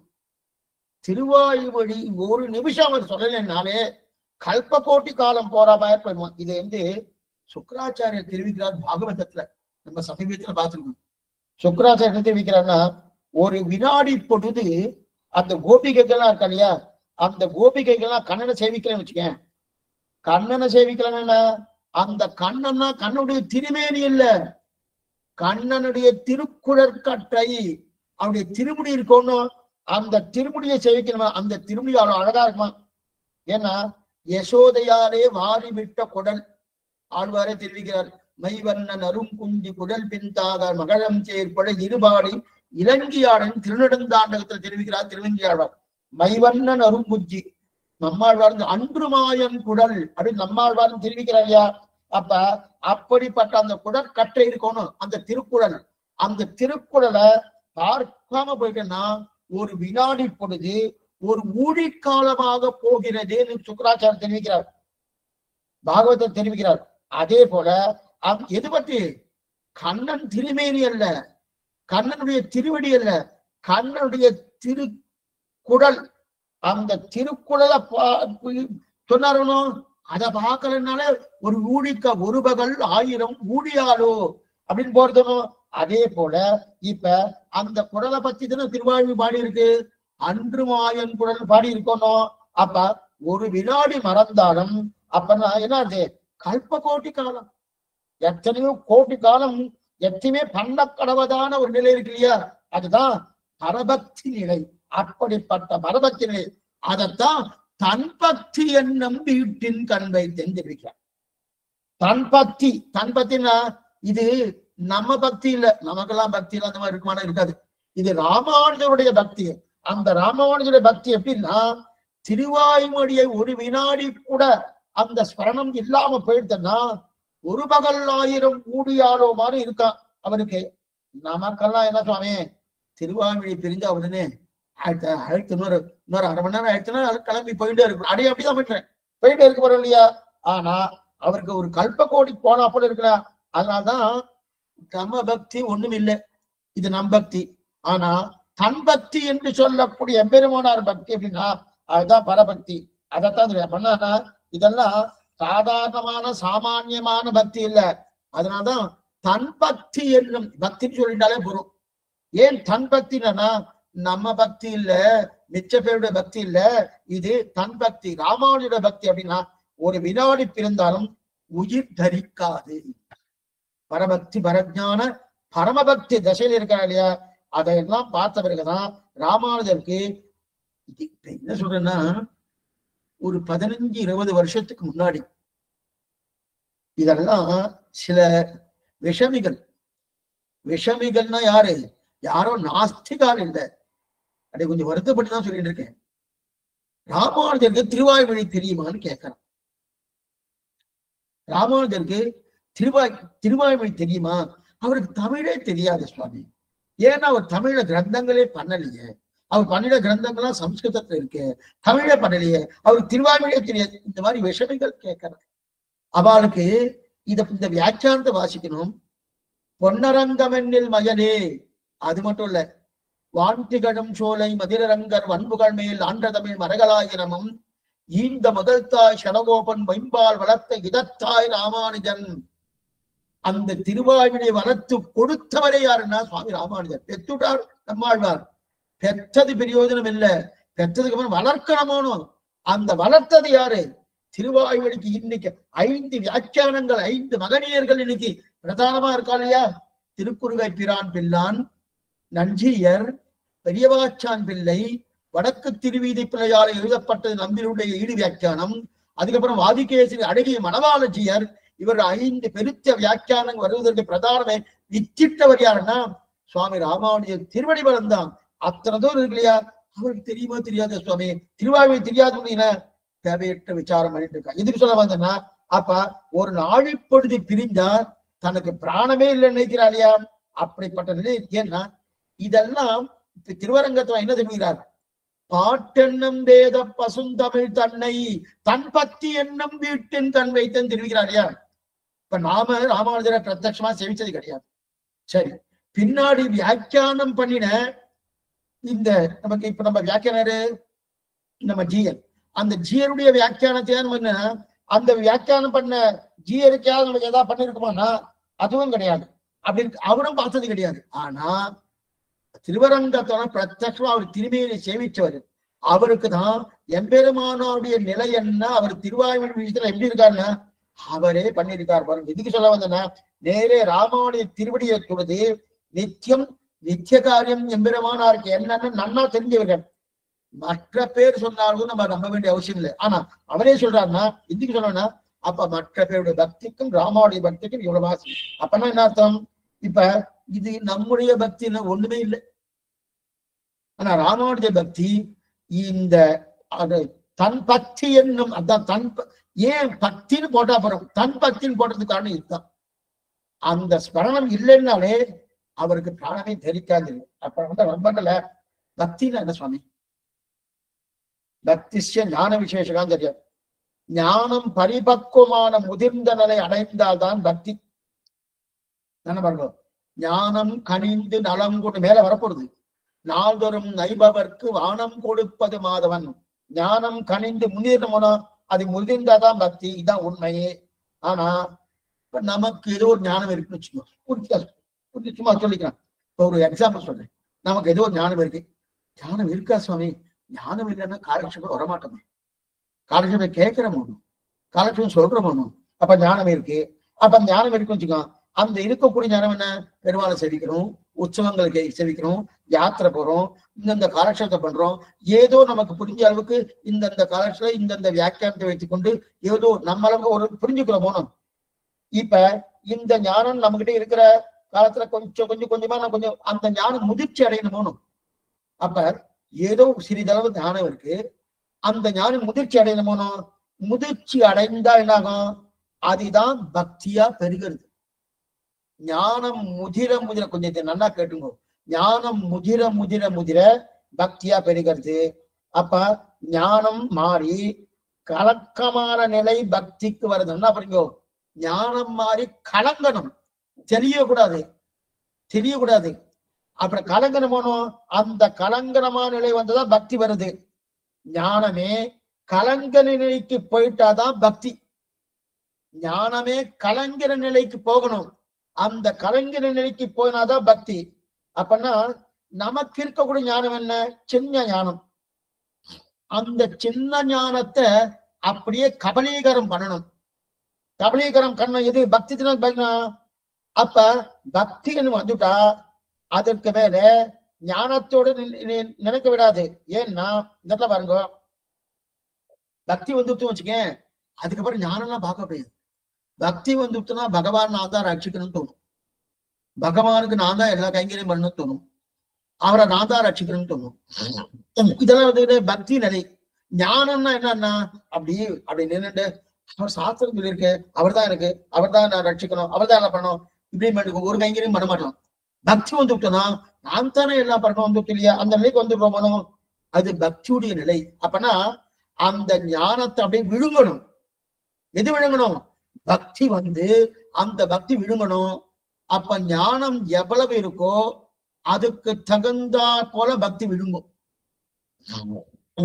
புரியறதுக்கா சொல்றேன். இப்ப இந்த இடத்துல ஒரு வஸ்து இருக்கு, அது வந்து இத்தனூண்டா இருக்கு வச்சுக்கோ, இத்தனூண்டுதான் இருக்கு வச்சுக்க. அது முழுகணும்னா ஒரு ஒரு சொம்ப அளவுக்கு ஜலத்தை விட்டா அது முழுகணும். அதே அந்த வஸ்து இவ்வளவு பெருசா இருக்கு, அப்ப ஒரு சொம்ப அளவுக்கு ஜலத்தை விட்டா முழுகுமா? முழுகாது. ஒரு 10 சொம்ப அளவுக்கு ஜலத்தை விட்டா முழுகும். அப்ப அது இருக்கிற நிலைக்கு பொறுத்து ஜலத்தை விடணும் போகணும். அதே போல நமக்கு ஞானம் சிறிதளவு இருந்தா, சிறிதளவு பக்தி வந்தா முழுகணும். அந்த ஞானம் முழுகிடும். முழுகிட்டா அது பக்தி ஆயிடுது. பக்தி ஆயிடுறது. இந்த இடத்துல ஒரு எக்ஸாம்பிள் சொல்றேன். விதிரனுக்கு இருக்கக்கூடிய ஞானம் என்ன தெரியுமா? வியாசர் தெரிவிக்கிறார், விதிரஸ்ய மகாமதிக்கின்றார்.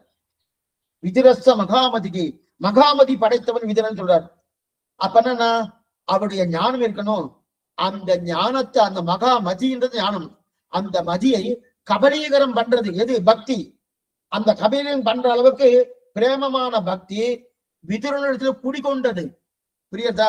பெரிய மகாமதி. அப்புறம் நிறைய ஞானம் இருக்கு, அந்த ஞானம் அளவுக்கு பக்தி வரணும். அப்பதான் அது பூர்த்தியா கபலீகரம் பண்ண முடியும். அந்த அளவுக்கு பக்தி பிறந்தாகும் இல்லையா? இப்ப இவ்வளவு ஞானம் இருந்தா இவ்வளவு பக்தி, அதை சாப்பிடணும். என்ன பண்ணணும்? கபலீகரம் பண்றது அதுதான் உங்களுக்கு அளவு சொன்னேன். இந்த அளவுக்கு சின்ன வஸ்துன்னு இருந்தா அதுக்கு ஜலத்தை, ஒரு சொம்பு ஜலத்தை விட்டா அது முழுகிடும். பெரிய வஸ்து அந்த 4-5 சொம்பு ஜலத்தை தான் முழுகணும். அதே போல ஞானம் சிறிதளவு நமக்கு நம்மளே எக்ஸாம்பிள் எடுக்கலாம். நமக்கெல்லாம் சிறிதளவு தான் ஞானம் இருக்குன்னு சொல்றேன். சொல்ல நிச்சயமா இருக்கு, சந்தேகமே இல்லை. ஏன்னா இல்லைன்னா முதல்ல காலத்துக்கு வரமாட்டோம், காலத்துக்கு வரமாட்டோம். அதனால இருக்கு. அப்ப அந்த ஞானம் முழுகணும். பக்தி என்கிற தண்ணியால மூழ்கணும். அதுக்கு ஒரு துளி, ஒரு சொம்பு தண்ணி இருந்தா அப்புறம் ஒரு துளி தண்ணி இருந்தா முழுகணும். அப்ப நமக்கு பக்தி வந்துடுறது. இப்ப வந்து சொன்னோம். அதே போல இப்ப விதிரனுக்குன்னு நிறைய ஞானம் சொன்னேன். விதிரச மகாபதி அந்த அளவுக்கு பக்தி இருந்தா தான் சாப்பிடணும். இப்ப ராமானுஜருடைய ஞானம் எப்படிப்பட்டது? அது முழுகணும், அது மூழ்கி பக்தி வரணும். ஆச்சரியமான வியாக்கியானம், ஆச்சரியமான வியாக்கியானம். என்னன்னா அதைத்தான் தன் பக்தி என்னும் வியாக்கியானத்தை வாசிக்கிறேன். தன் பக்தி என்னும் அத்தை விஸ்மரித்தால் ஒரு க்ஷணம் ஒரு கல்பகோடி போய் இருக்கும்படி பண்ணக்கடவதான பரமபக்தி ஆக்கி என்றதுமாம். தன் பக்தி எல்லாருடைய பக்தியை போலன்றைக்கு பகவத் சொரூப ரூப குண உபூதிகளை உள்ளபடி அறிந்து எம்பெருமானாருடைய பிரேமம் அவருடைய ஞான வைசத்துக்கு தருதியாயிருக்குமே. இப்படிப்பட்ட பக்தியாகிற வீட்டின் கண் வைத்த கண் சப்தமி வீடு ஆவாஸ்தானம் அனர்த்தமான ரத்னத்தை செப்பிலே வைத்து கொண்டிருப்பாரை போலே தம்முடைய பக்தியாகிற மகோ தௌத்தனத்தில் வைத்து கொண்டிருக்கிற ராமானுஜன் புகழ் திருவாமணியை சதா காலக்ஷேபம் பண்ணியும் அந்தரங்கற்கு சார்த்தமாக அத்தை உபதேசித்தும் அந்த பாசுரங்களை கொண்டு சாரீக சூத்திரங்களுக்கு வியாக்கியானம் பண்ணியும் பில்லானை இட்டு அதுக்கு வியாக்கியானம் பண்ணி வைத்தும் இப்படிப்பட்ட வைபவத்தை உடையரான எம்பெருமானுடைய கல்யாண குணங்களை அப்படின்னா தன் பக்தின்னா என்னது, அவருடைய பக்தி என்னன்னு விவரிக்கிறா பாருங்க. இப்ப புரியறதுக்காக சொன்னேன். ராமானுஜனுடைய ஞானம் எப்படிப்பட்டது? ராமானுஜன் ஞானம் எப்படிப்பட்டது? தத்துவ புருஷார்த்தங்கள் அனைத்தும் உள்ளபடி உணர்ந்திருக்கார். உணர்ந்திருக்கார், நன்னவர் உணர்ந்திருக்கார். தத்துவம் எது, ஹிதம் எது, புருஷார்த்தம் எது, நன்னா உள்ளபடி. அதனால என்ன அர்த்தம்? மேலெழுந்த வாரியார்ல யாதாத்ம ஞானத்தை உள்ளபடி அறிந்திருக்கார். அது மட்டும் இல்ல, 6 மதங்களை நிரசனம் பண்ணார் இல்லையா? பார்த்தான் மேல பார்க்க போறோம். பார்த்தான் அருசமயங்கள் படைப்ப இப்பார் முழுதும் போர்த்தான் புகழ் கொண்டு உண்மையினோடு இணைத்தான் புகுந்துன்னு 6 மதங்களை நிரசனம் பண்ணார். அவ்வளோ பெரிய வைபவம். ஏன்னா அவர் பெரிய பீடத்துல உட்கார்ந்துட்டு இருக்காருன்னா அந்த பீடத்துக்கு உண்டான தன்மை இருக்கணும்.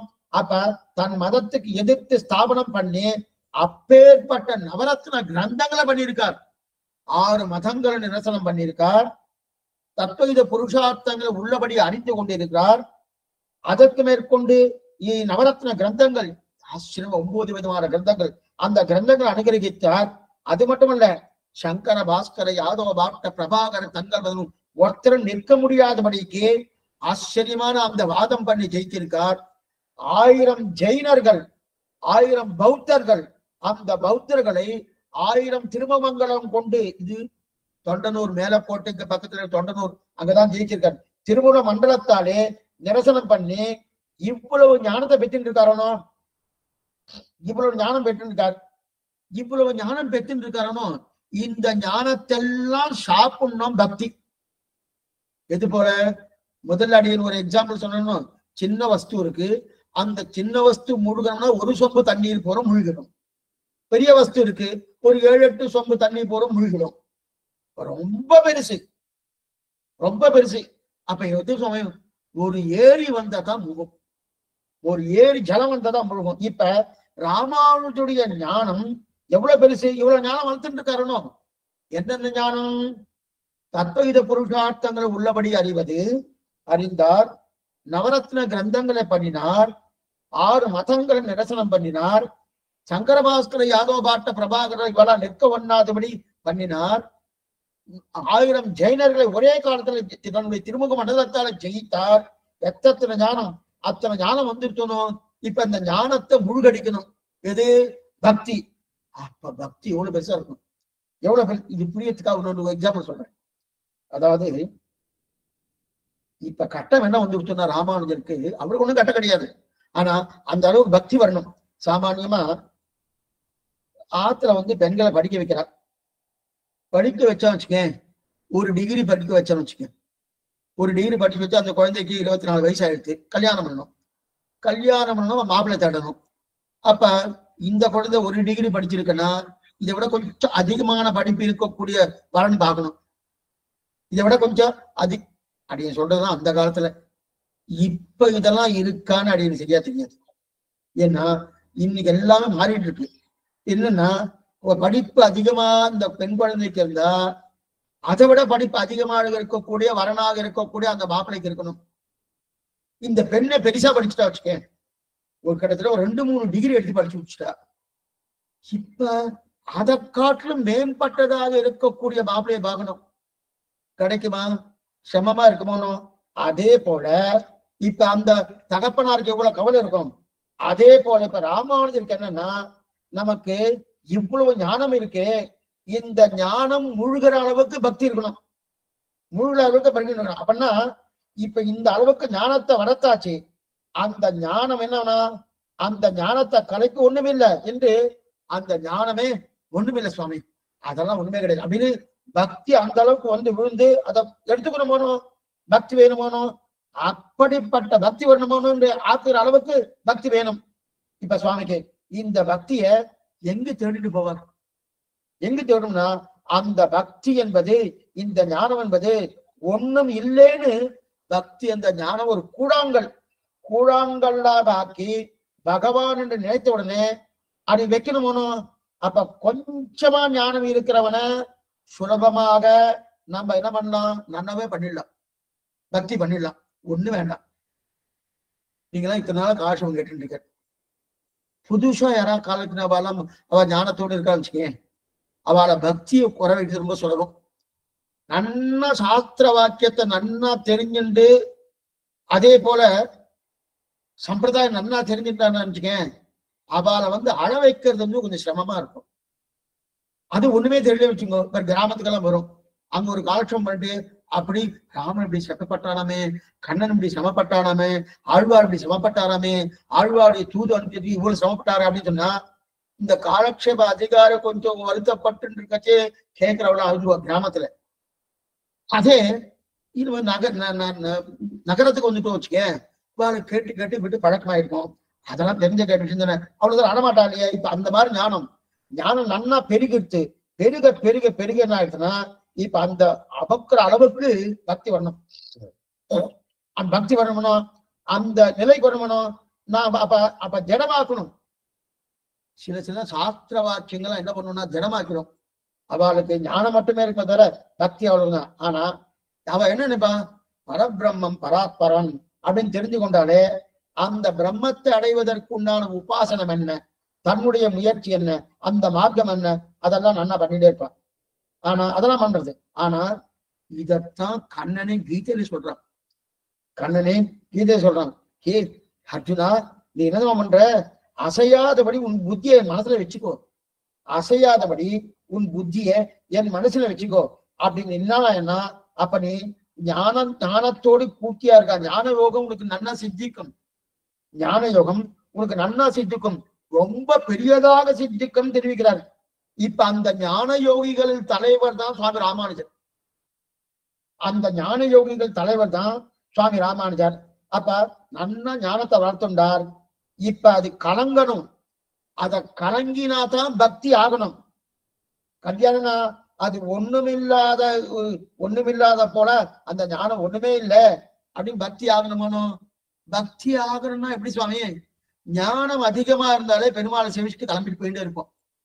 அந்த பெருமாளுக்கு என்ன வருகிறதோ, பெருமாளுக்கு ஏதாவது ஆபத்து வருமோ, பெருமாளுக்கு ஏதாவது கட்டம் வருமோ, சிரமம் வருமோ, யாரால என்ன சிரமமோ, இதெல்லாம் நினைவே வராது ஞானம் அதிகமா இருந்தா.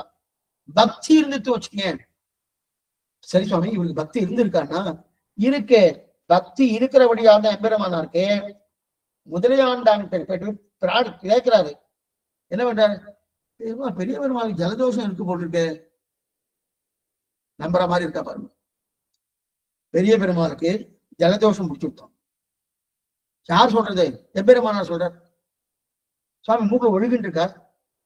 அவர் 2 திருக்கைகளை தான் சேவசாய்க்கிறார், படுத்துட்டு இருக்கார். குழந்தை செய் முடியை வைத்து குழந்தை செய் பாதம் நீட்டி வடதை செய் பின்பு காட்டி தஞ்சிசை இலங்கை நோட்டு படுத்துட்டு இருக்கார். படுத்துட்டு இருக்கச்சே ஜலதோஷம் இருக்கு, என்ன நீங்க கொடுத்தீங்கன்னு கேட்கிறாரு முதலியாண்டான்ட்ட. அவன் என்ன சொல்றான், நாவல் பழத்தை கொடுத்தேன், தஜ்ஜோம்னம் கொடுத்தேன் அப்படின்னு சொன்னார். சரி, அது எப்படி கொடுத்தேன்னு கேட்டார். 2ஐயும் சேர்த்து கொடுத்தேங்க, அதுதான் தப்புன்னு. அதுதான் ஜலதோஷம் பிடிச்சிருத்துனார். சரி சுவாமி, ஜலதோஷம் பிடிச்சிருத்து இவருக்கு அது ஞான தசையில சொல்றாரா பக்தி தசையில? பக்தி தசை. ஞான தசையா இருந்தா ஜலதோஷமாக இருந்த பெரிய பெருமாள் சேவிச்சுட்டு எனக்கு எப்ப மோட்சம் கொடுக்குறேன்னு அந்த நிலைதான் ஞான தசை இருக்கும். பக்தி தசையா இருந்தா தன்னை பார்க்காது, பகவானுக்கு என் வருகிறதோ அப்படின்னு பாக்குறாரு இல்லையா, அதான் தெரிகிறா. அப்ப என்னன்னா, அப்ப தத்தியோனம் கலந்து கொடுத்துட்டு ஜலதோஷம் அந்த அளவுக்கு ஆகணுமானோம். இந்த மாதிரி ஆவது அவ்வளவு சுலபமானா சுலபம் இல்லை. ஏன்னா இப்பேற்பட்ட ஞானி, அப்பேற்பட்ட ஞானிய அந்த ஞானத்தை விழுங்குற அளவுக்கு பக்தி வரணுமானோ. அந்த பக்தி எப்படிப்பட்ட பக்தி, பெரிய பக்தியா இருக்கணுமானோ. அவ்வளவு பெரிய பக்தியைத்தான் தன் பக்தி என்னும் வீட்டின் கண் வைத்த. இதை புரிஞ்சுக்கணும். இதுக்குதான் இவ்வளவு அடைய வந்த தன் பக்தி. தன் பக்தினா எவ்வளவு ஞானம், அந்த ஞானத்தை கபலீகரம் பண்ணணும், மூழ்கடிக்கணும். மூழ்கடிக்கிற அளவுக்கு எது வரணும், பக்தி வரணுமோனோ. அதத்தான் இங்க திருவரங்கத்தவனார் தன் பக்தின்னு தெரிவிக்கிறார். தன்னுடைய பக்தினா அர்த்தம், இது நம்மை போன்ற சாமான்யமான பக்தி அல்ல. என்ன எப்படிப்பட்ட அந்த அளவுக்கு, எந்த அளவுக்கு ஞானம், அந்த அளவுக்கு காதல் கடல் புறைய விளைவித்த பக்தி. அப்படிப்பட்ட பக்தி. அந்த பக்தி இதற்கு எதற்காக என்ன, தென்குருகை பிரான் பாட்டென்னும் வேத பசுந்தமைன்னு எடுத்தார் இல்லையா. இப்ப ராமானுஜராக மட்டும் இருந்திருந்தா இந்த ஞானத்தை கபலீகரம் பண்ண அளவுக்கு பக்தி பிறந்து இருக்காது. ராமானுஜர மாவட்டம் கவிகரம் இருந்த காலம். அவர் வேத பசுந்தமிழ் தன்னை தன் பக்தியிலே வைத்தாரோ. இப்ப என்ன ஆயிடுது, அந்த பக்தி இவ்வளவு தூரம் பெருகியது. வேத பசுந்தமிழ் திருவாய்மொழியை தன் பக்தி என்னும் வீட்டின் கண் வைத்த அந்த திருவாய்மொழியை தன் பக்தியில வைத்தாரனோ. அது பெருகி பெருகி பெருகி ஞானமே ஒண்ணுமில்லாத பண்ணி பக்தி வந்துட்டணும். இல்லைன்னா இது சுலபத்துல இவருக்கு பக்தி பிறந்திருக்காது. எதனால பக்தி பிறந்ததுன்னா திருவாய்மொழியால. அந்த திருவாய்மொழி என்ன பண்ணிச்சுன்னா, அந்த திருவாய்மொழி வேத பசுந்தமிழ் தன்னை தன் பக்தி என்னும் அதைத்தான் அதை பண்ணிட்டு அதனால்தான் ஆழ்வாருக்கு பெருமாள் மயர்வர மதிரன் அருளினான், பக்திரூபா பண்ண ஜானத்தை அருளினான். ஆனா ராமானுஜரோ சேவிஷி பக்திரூபான்னு தெரிவிக்கிறார். அகில புவன ஜன்மஸ்தேவ பங்காதிலேலே வினத விவித பூதௌராக ரட்சைக தீஸ்தே சுதிதிரதி விசிப்தே பிரம்மனே ஸ்ரீனிவாசே பகவது மமஸ்மின் சேமிஷி பக்தி ரூபா அப்படின்னா பக்தி ரூபா பண்ண ஞானம். அதாவது ஆழ்வாரன் ஞானத்தை சாப்பிடுற அளவுக்கு தகுதியா இருக்கக்கூடிய ராமானுஜன் பக்தி. ஆழ்வாருக்கு என்ன ஞானமோ என்ன பக்தியோ அதை அப்படியே விழுக்கிற அளவுக்கு இவருக்கு பக்தி இருக்கணுமானோ. அப்பனா ஆழ்வாருடைய திருவாழ்வழி பூர்த்தியா பக்தி என்னும் கண்ணோட்டத்தால சேவித்து உருகணும். அப்படி அந்த பக்தியத்தான் தன் பக்தி. தன் பக்தி பக்தி என்னும் இல்லத்தில் திருவாழி என்கிற பசுந்தமிழை குடிவைத்தார். பக்தின்னு இருக்கு இல்லையா, இப்படி இல்லம், இப்படி இதய இல்லத்தை வச்சுட்டார், ஒரு வீடு வச்சுட்டார். அந்த வீட்டுக்குள்ள யாரையா குடி வைக்கணுமோனோ, இது பர்மனன்ட் குடி. இது இதெல்லாம் வாழை கூட்டம்னா ஒரு வருஷத்துக்கு தான் அப்படின்னு பத்திரம் எழுதிப்பார். இது அப்படி இல்லை, யாவதாத்மா பாவி இருக்கிற பரியந்தம், ஆத்மா இருக்கிற பரியந்தம் அப்படின்னு எப்பவுமே உண்டுன்னு அர்த்தம். அது வரைக்கும் உள்ளுக்குள்ள வச்சுட்டாரோ. அதனால திருவாயூரின் பசும் தமிழை உள்ளுக்குள்ள குடி வச்சுட்டாரியா. பக்தி என்பதே தான் தன் வீடு. அப்ப வீடுன்னாலே ரெண்டு அர்த்தம். வீடுன்னா ரட்சிப்பதுன்னு ஒரு அர்த்தம். எங்க இருக்கு சுவாமி?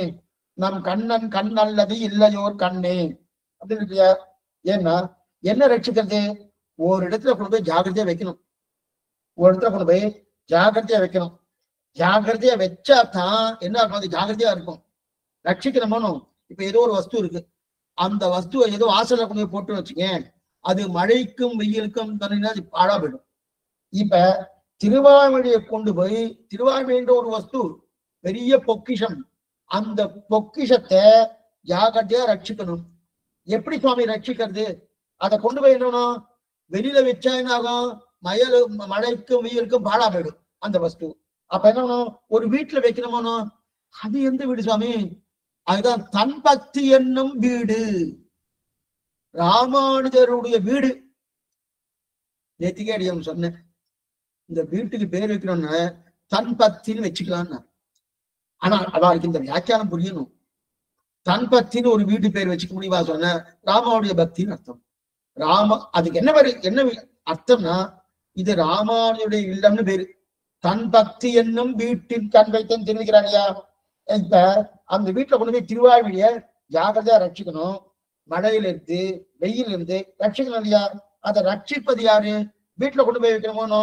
அந்த வீடு எங்க? ராமானுடைய வீடு, பக்தி என்னும் வீடு. அப்படியே திருவுள்ளத்தில் இருக்கக்கூடிய பக்தி என்னும் வீடு. சரி சுவாமி, திருவாய்மொழி பிறந்து 5000 வருஷம் ஆயிடுச்சு. ஆனா இப்ப திருவாய்மொழி ஜாகிரதையா ரட்சிக்கணும். ஏன் ஜாகிரதையா ரட்சிக்கணும்னா என்ன வேணும்?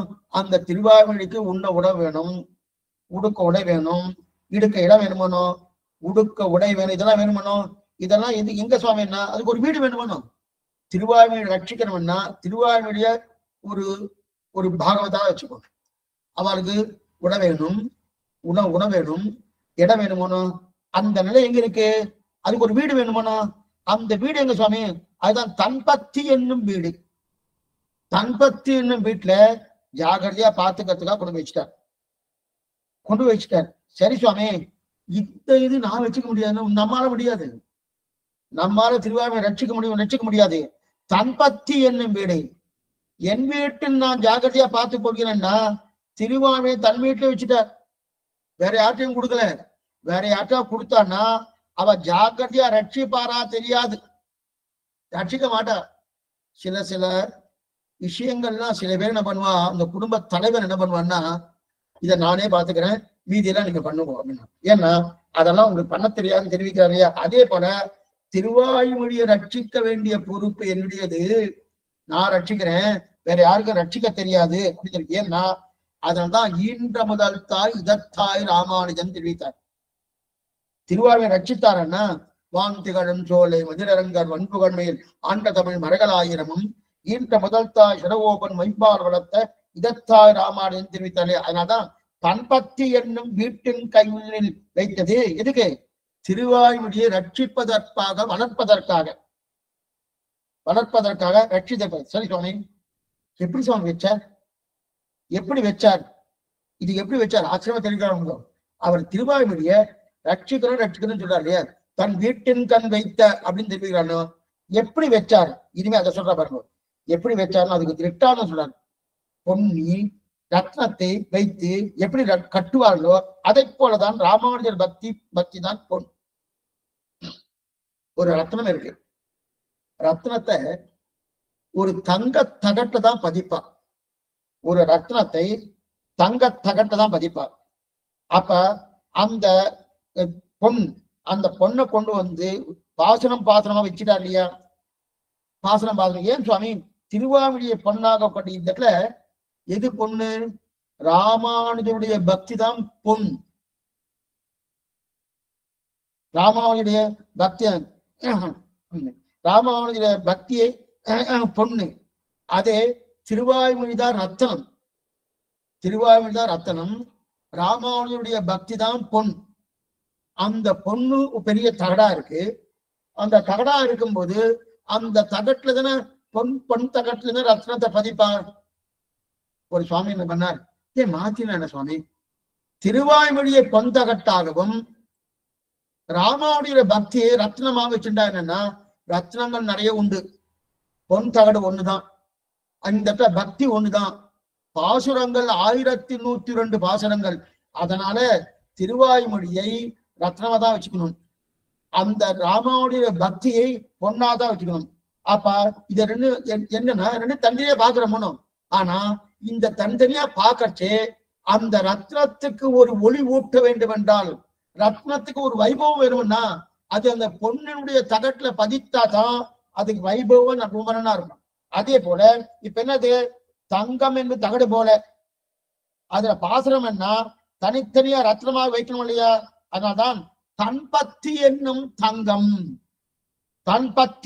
தங்கம். அதுல அந்த தங்கத்துல வைக்கப்பட்ட பாசுரத்தை ரத்னமாகவும் தெரிவிக்கிறார். தன் பக்தி என்னும் தன்னுடைய பக்தி என்னும் வீடு இருக்கு இல்லையா? முதல்ல வீடுன்னு சொன்னார்.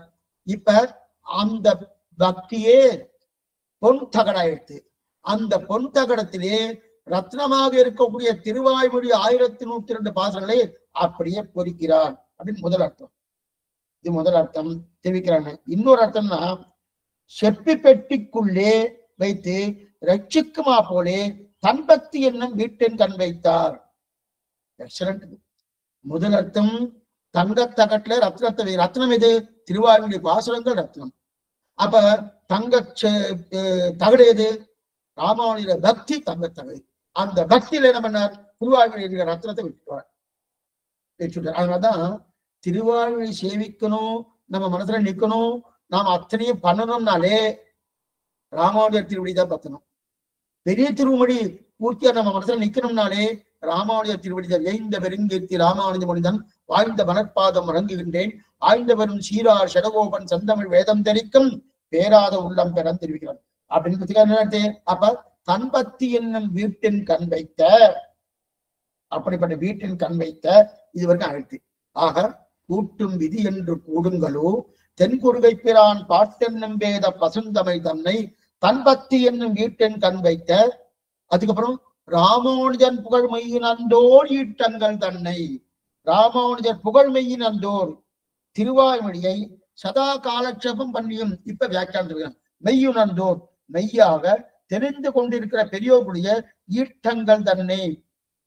மெய்யாக தெரிந்து கொண்டிருக்கிற ஈட்டங்கள் தன்னை சதா காலட்சேபம் பண்ணியும். அதாவது இதற்கு மேல ராமானுஜர் சதா காலட்சேபம் திருவாய்மொழியை அனுசந்தித்தார் என்பதற்கு எங்கேயும் தேடி போக வேண்டாம். மேலும் திருவாய்மொழியை அர்த்தத்தோடு கூட அந்தரங்கரமா இருக்க ஒரு சிலருக்கு உபதேசம் பண்ணியிருக்கார். திருவாய்மொழி காலட்சேபம் நிறைய பண்ணியிருக்கார் சுவாமி ராமானுஜர். ஆனா எல்லாருக்கும் பண்ணமாட்டார். இந்த பகுதி விஷயம்னு பேரு திருவாய்மொழி. திருவாய்மொழி கேட்கணும்னால அதுக்குண்டான யோகியதை இருக்கணும், அதுக்குண்டான குவாலிபிகேஷன் இருக்கணும், அதுக்குண்டான தகுதி இருக்கணும். அதனால என்ன பண்றேன்னா, அந்தரங்கங்களா இருக்கக்கூடியவருக்கு அவளுக்கு உபதேசம் பண்றார். அப்படின்னா தன் அடியார்களோடு யார் நெருங்கி இருக்காரோ அவளுக்கு மட்டும் உபதேசம் பண்றார். இத ஆசிரியர் தன் பக்தி என்னும் புகழ் மெய்யுணர்ந்தோன்னு தெரிவிக்கிறார் இல்லையா? அந்த மெய்யுண்டோர் சப்தத்துக்கு ஆழ்வார் திருநகரி சுவாமி ராமகிருஷ்ண சுவாமி ஆச்சரியமான ஒரு அர்த்தம் தெரிவிக்கிறார். ஏமன்னா, பிரமாண தூஷகர்களுக்கும் பிரமேய தூஷகர்களுக்கும் பிரமாத்தாக்களை தூஷிப்பவர்களும் திருவாய்மொழி கெட்டாது என்பதற்காக எல்லோருக்குமாக அச்சலட்டுக்க பண்ணுவோம். பிரமாண தூஷகர்களுக்கும் அப்படி அந்த சப்தத்தை அடியே சொன்னேன். ஆழ்வார் திருநகரி ராமகிருஷ்ண சுவாமி என்ன பிரமாண தூஷகர்களுக்கும் பிரமேய தூஷகர்களுக்கும் பிரமாத்தாக்களை தூஷிப்பவர்களுக்கும் திருவாய்மொழி கெட்டாது. அப்படின்னா பிரமாண தூஷகர்கள்னா யாரு? வேதம் பிரமாணம் அல்ல, திருவாய்மொழி பிரமாணம் அல்ல அப்படின்னு தூஷிக்கிறா பாருங்க, அவளுக்கு திருவாய்மொழி கெட்டாது. பிரமேயம் கண்ணனின் பெருமான், நம் கண்ணன் கண்ணல்லது இல்லையோ ஒரு கண்ணேன்னு அந்த பிரமேயமா இருக்கக்கூடிய அந்த கண்ணனின் பெருமான தூஷிக்கிறாரோ அதெல்லாம் கிடையாது, ஒண்ணும் கிடையாது, கடவுளே கிடையாது. அந்த பிரமாண தூஷிகர்களுக்கும் இந்த திருவாய்மொழி கிடைக்காது. பிரமாத்தாக்களை தூஷிப்பவர்களுக்கு ஆழ்வார்களையும் அருளி செயல்களையும் தாழ்வார் நினைப்பவர்கள் தாம் நரகில் வீழ்வார்கள் என்று நினைத்து இங்கே தெரிவிக்கிறார் இல்லையா? அப்ப பிரமாத்தாக்கள் தூஷிக்கம் திருவாய்மொழி கிட்டாதுன்னார். அப்ப என்னதான் சுவாமி சொல்லுவார்? அது இல்லாதவாளுக்கு திருவாய்மொழி உபதேசிப்பார். அப்ப எல்லாருக்கும் என்ன பண்ணுவார்? எல்லாருக்கும் உங்களுக்கு வேணுமா? காலட்சம் வேணுமா? ஆமா, ஸ்ரீபாஷ கிரந்தம் இருக்கு, அதை தெரிஞ்சு கொண்டு ஸ்ரீபாஷ கிரந்தத்தை கொடுத்து கிரந்தங்களை கொடுத்து இதை நீங்க தெரிஞ்சுக்கோங்க. யாருக்கு? சாமானிய பட்டவாளுக்கு ஸ்ரீபாஷத்தை கொடுத்துருவார். ஆனா தன்னிடத்தில் அந்தரங்கமாக கைங்கரியம் பண்றவாளுக்கு அந்தரங்கமாக இருக்கக்கூடிய சிஷ்யாளுக்கெல்லாம் திருவாய்மொழியை கொடுக்குறார். திருவாய்மொழி கொடுக்குறார். எது போலன்னா நல்லா பண்ணுங்க. இப்ப வீட்டு இருக்கணும், வீட்டுல நம்ம சரியா பராமரிக்கலன்னா உள்ள இருக்கிறதுல யாரோ திருடின்னு போய்ப்பா. வீட்டை நம்ம சரியா பராமரிக்க வச்சுக்கேன், கதவை சரியா போடல, ஏத்தையே பண்ணிட்டோம் இதை பண்றோம்னா உள்ள இருக்கிறவாளும் திருடிட்டு போயிடுவா. அப்ப இப்ப ராமானுஜரன் வீடு, இந்த வீடு இருக்கணும், இந்த வீடை நல்லா பராமரிக்கணும், அப்படின்னா ரட்சிக்கணும். அந்த வீட்டுக்குள்ள என்ன இருக்கு? திருவாய்மொழி இருக்கு. அந்த திருவாய்மொழி ரட்சிக்கணுமானோ அந்த ரட்சிக்கக்கூடிய தன்மையை சரியா பண்ணலன்னா வச்சுக்கோ, திருவாய்மொழி என்கிற சொத்து திருடு போயிடும். திருடுன்னு போயிடுவா இல்லையா? யார் சுவாமி திருடுன்னு போயிடுவா? அதத்தான் பிரமாண தூஷகர்கள், பிரமேய தூஷகர்கள், பிரமாத்தாக்களை தூஷிப்பவர்கள், இவா 3 பேரும் திருடிட்டு போயிடுவா. அப்பனா பிரமாணம் இது பிரமாணம் இல்லை அப்படின்னு சொல்றவா, இது இவன் பிரமேயம் இல்லை அப்படின்னு சொல்றவா, இவாலாம் பிரமாத்தா இல்லை அப்படின்னு சொல்றவா இல்லையா? அவெல்லாம் திருடிட்டு போயிடுவா. அப்ப அப்படிப்பட்ட பிரமாணத்தை இல்லை என்று சொல்பவன், பிரமேயத்தைக்கும் பிரமாத்தாக்கள் இல்லை என்று சொல்பவன், ஆழ்வார்களையும் அருளி செயல்களையும் தாழ்வார் நினைப்பவர்கள் இவர்கள் தான் இல்லையா? இந்த திருடர்கள் தன்பக்தி என்னும் வீட்டில் பராமரிக்கவில்லை என்றால் திருவாழ்வு என்ற ரத்னத்தை திருடிக்கொண்டு போய் கண்டபடி செலவிச்சுவா. செலவழிப்பான என்ன அர்த்தம்னா, இந்தந்த திருவாய்மொழிக்கு இந்தந்த அர்த்தத்தை தவறா சொல்லுவா. அப்புறம் என்ன பண்ணுவா? தன்னெஞ்சில் தோற்றினதை சொல்லி இது சுத்த உபதேச வரவாற்றுதன்பர் மூர்க்கராவான்னு தெரிவிக்கிறார் இல்லையா? அப்ப அதனால்தான் அவர்கள் கிட்ட இது சேர்க்கப்படாது. அவர்கள் யார? திருவாய்மொழி யாருக்கு சொல்லணுமோ அவளுக்கு தான் சொல்லணும். அந்தரங்கர்களுக்கு தான் திருவாய்மொழி. அப்படின்னா அந்தரங்கர்கள் என்ன அர்த்தம்? ரகசிய கிரந்தம் தெரிஞ்சவா, திருமந்திரம் சர்மஸ்லோகம் தெரிஞ்சவா, பிரமாணம் நன்னா தெரிஞ்சவா, பிரமேயம் நன்னா தெரிஞ்சவா, பிரமாதா நன்னா தெரிஞ்சவா. அது இல்லாம உய்ய ஒரே வழி உடையவர்த்தின் இருக்கிறவாளுக்கு தான் அந்த அந்தரங்கமா இருக்கிறவாள் தான் திருவாய்மொழி.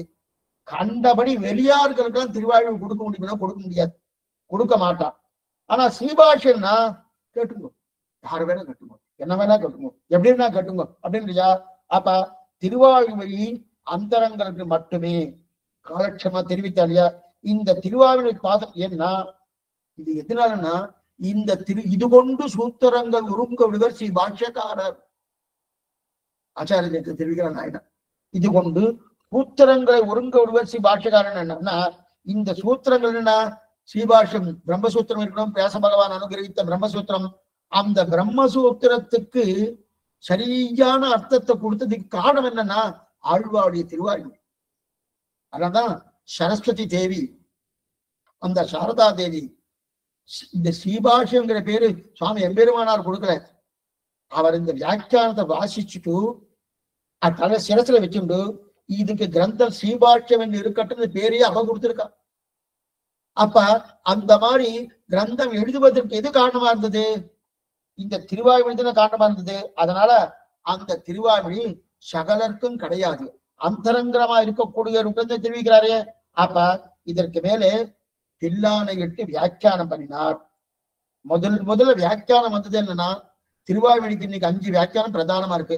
அதுக்கப்புறம் அரும்பதங்கள் நிறைய இருக்கு, என்னென்னோ மேல மேற்கொண்டு நிறைய இருக்குன்னு வச்சுக்கோ. ஆனா முதல் வியாக்கியானம் தெல்லாரும் ஞான திருக்குறுகை பிரான் பில்லான் எதிராஜன் பேரருளார் உள்ளாரும் அன்புடனே மாறும் மறைப்புரை அஞ்சுரைத்தது இன்பமிகு 6000 படி வியாக்கியானத்தை முதல்ல பண்ணி வச்சது என்ன, திருக்குறள் பிள்ளான வைத்து வியாக்கியானம் பண்ணார் இல்லையா.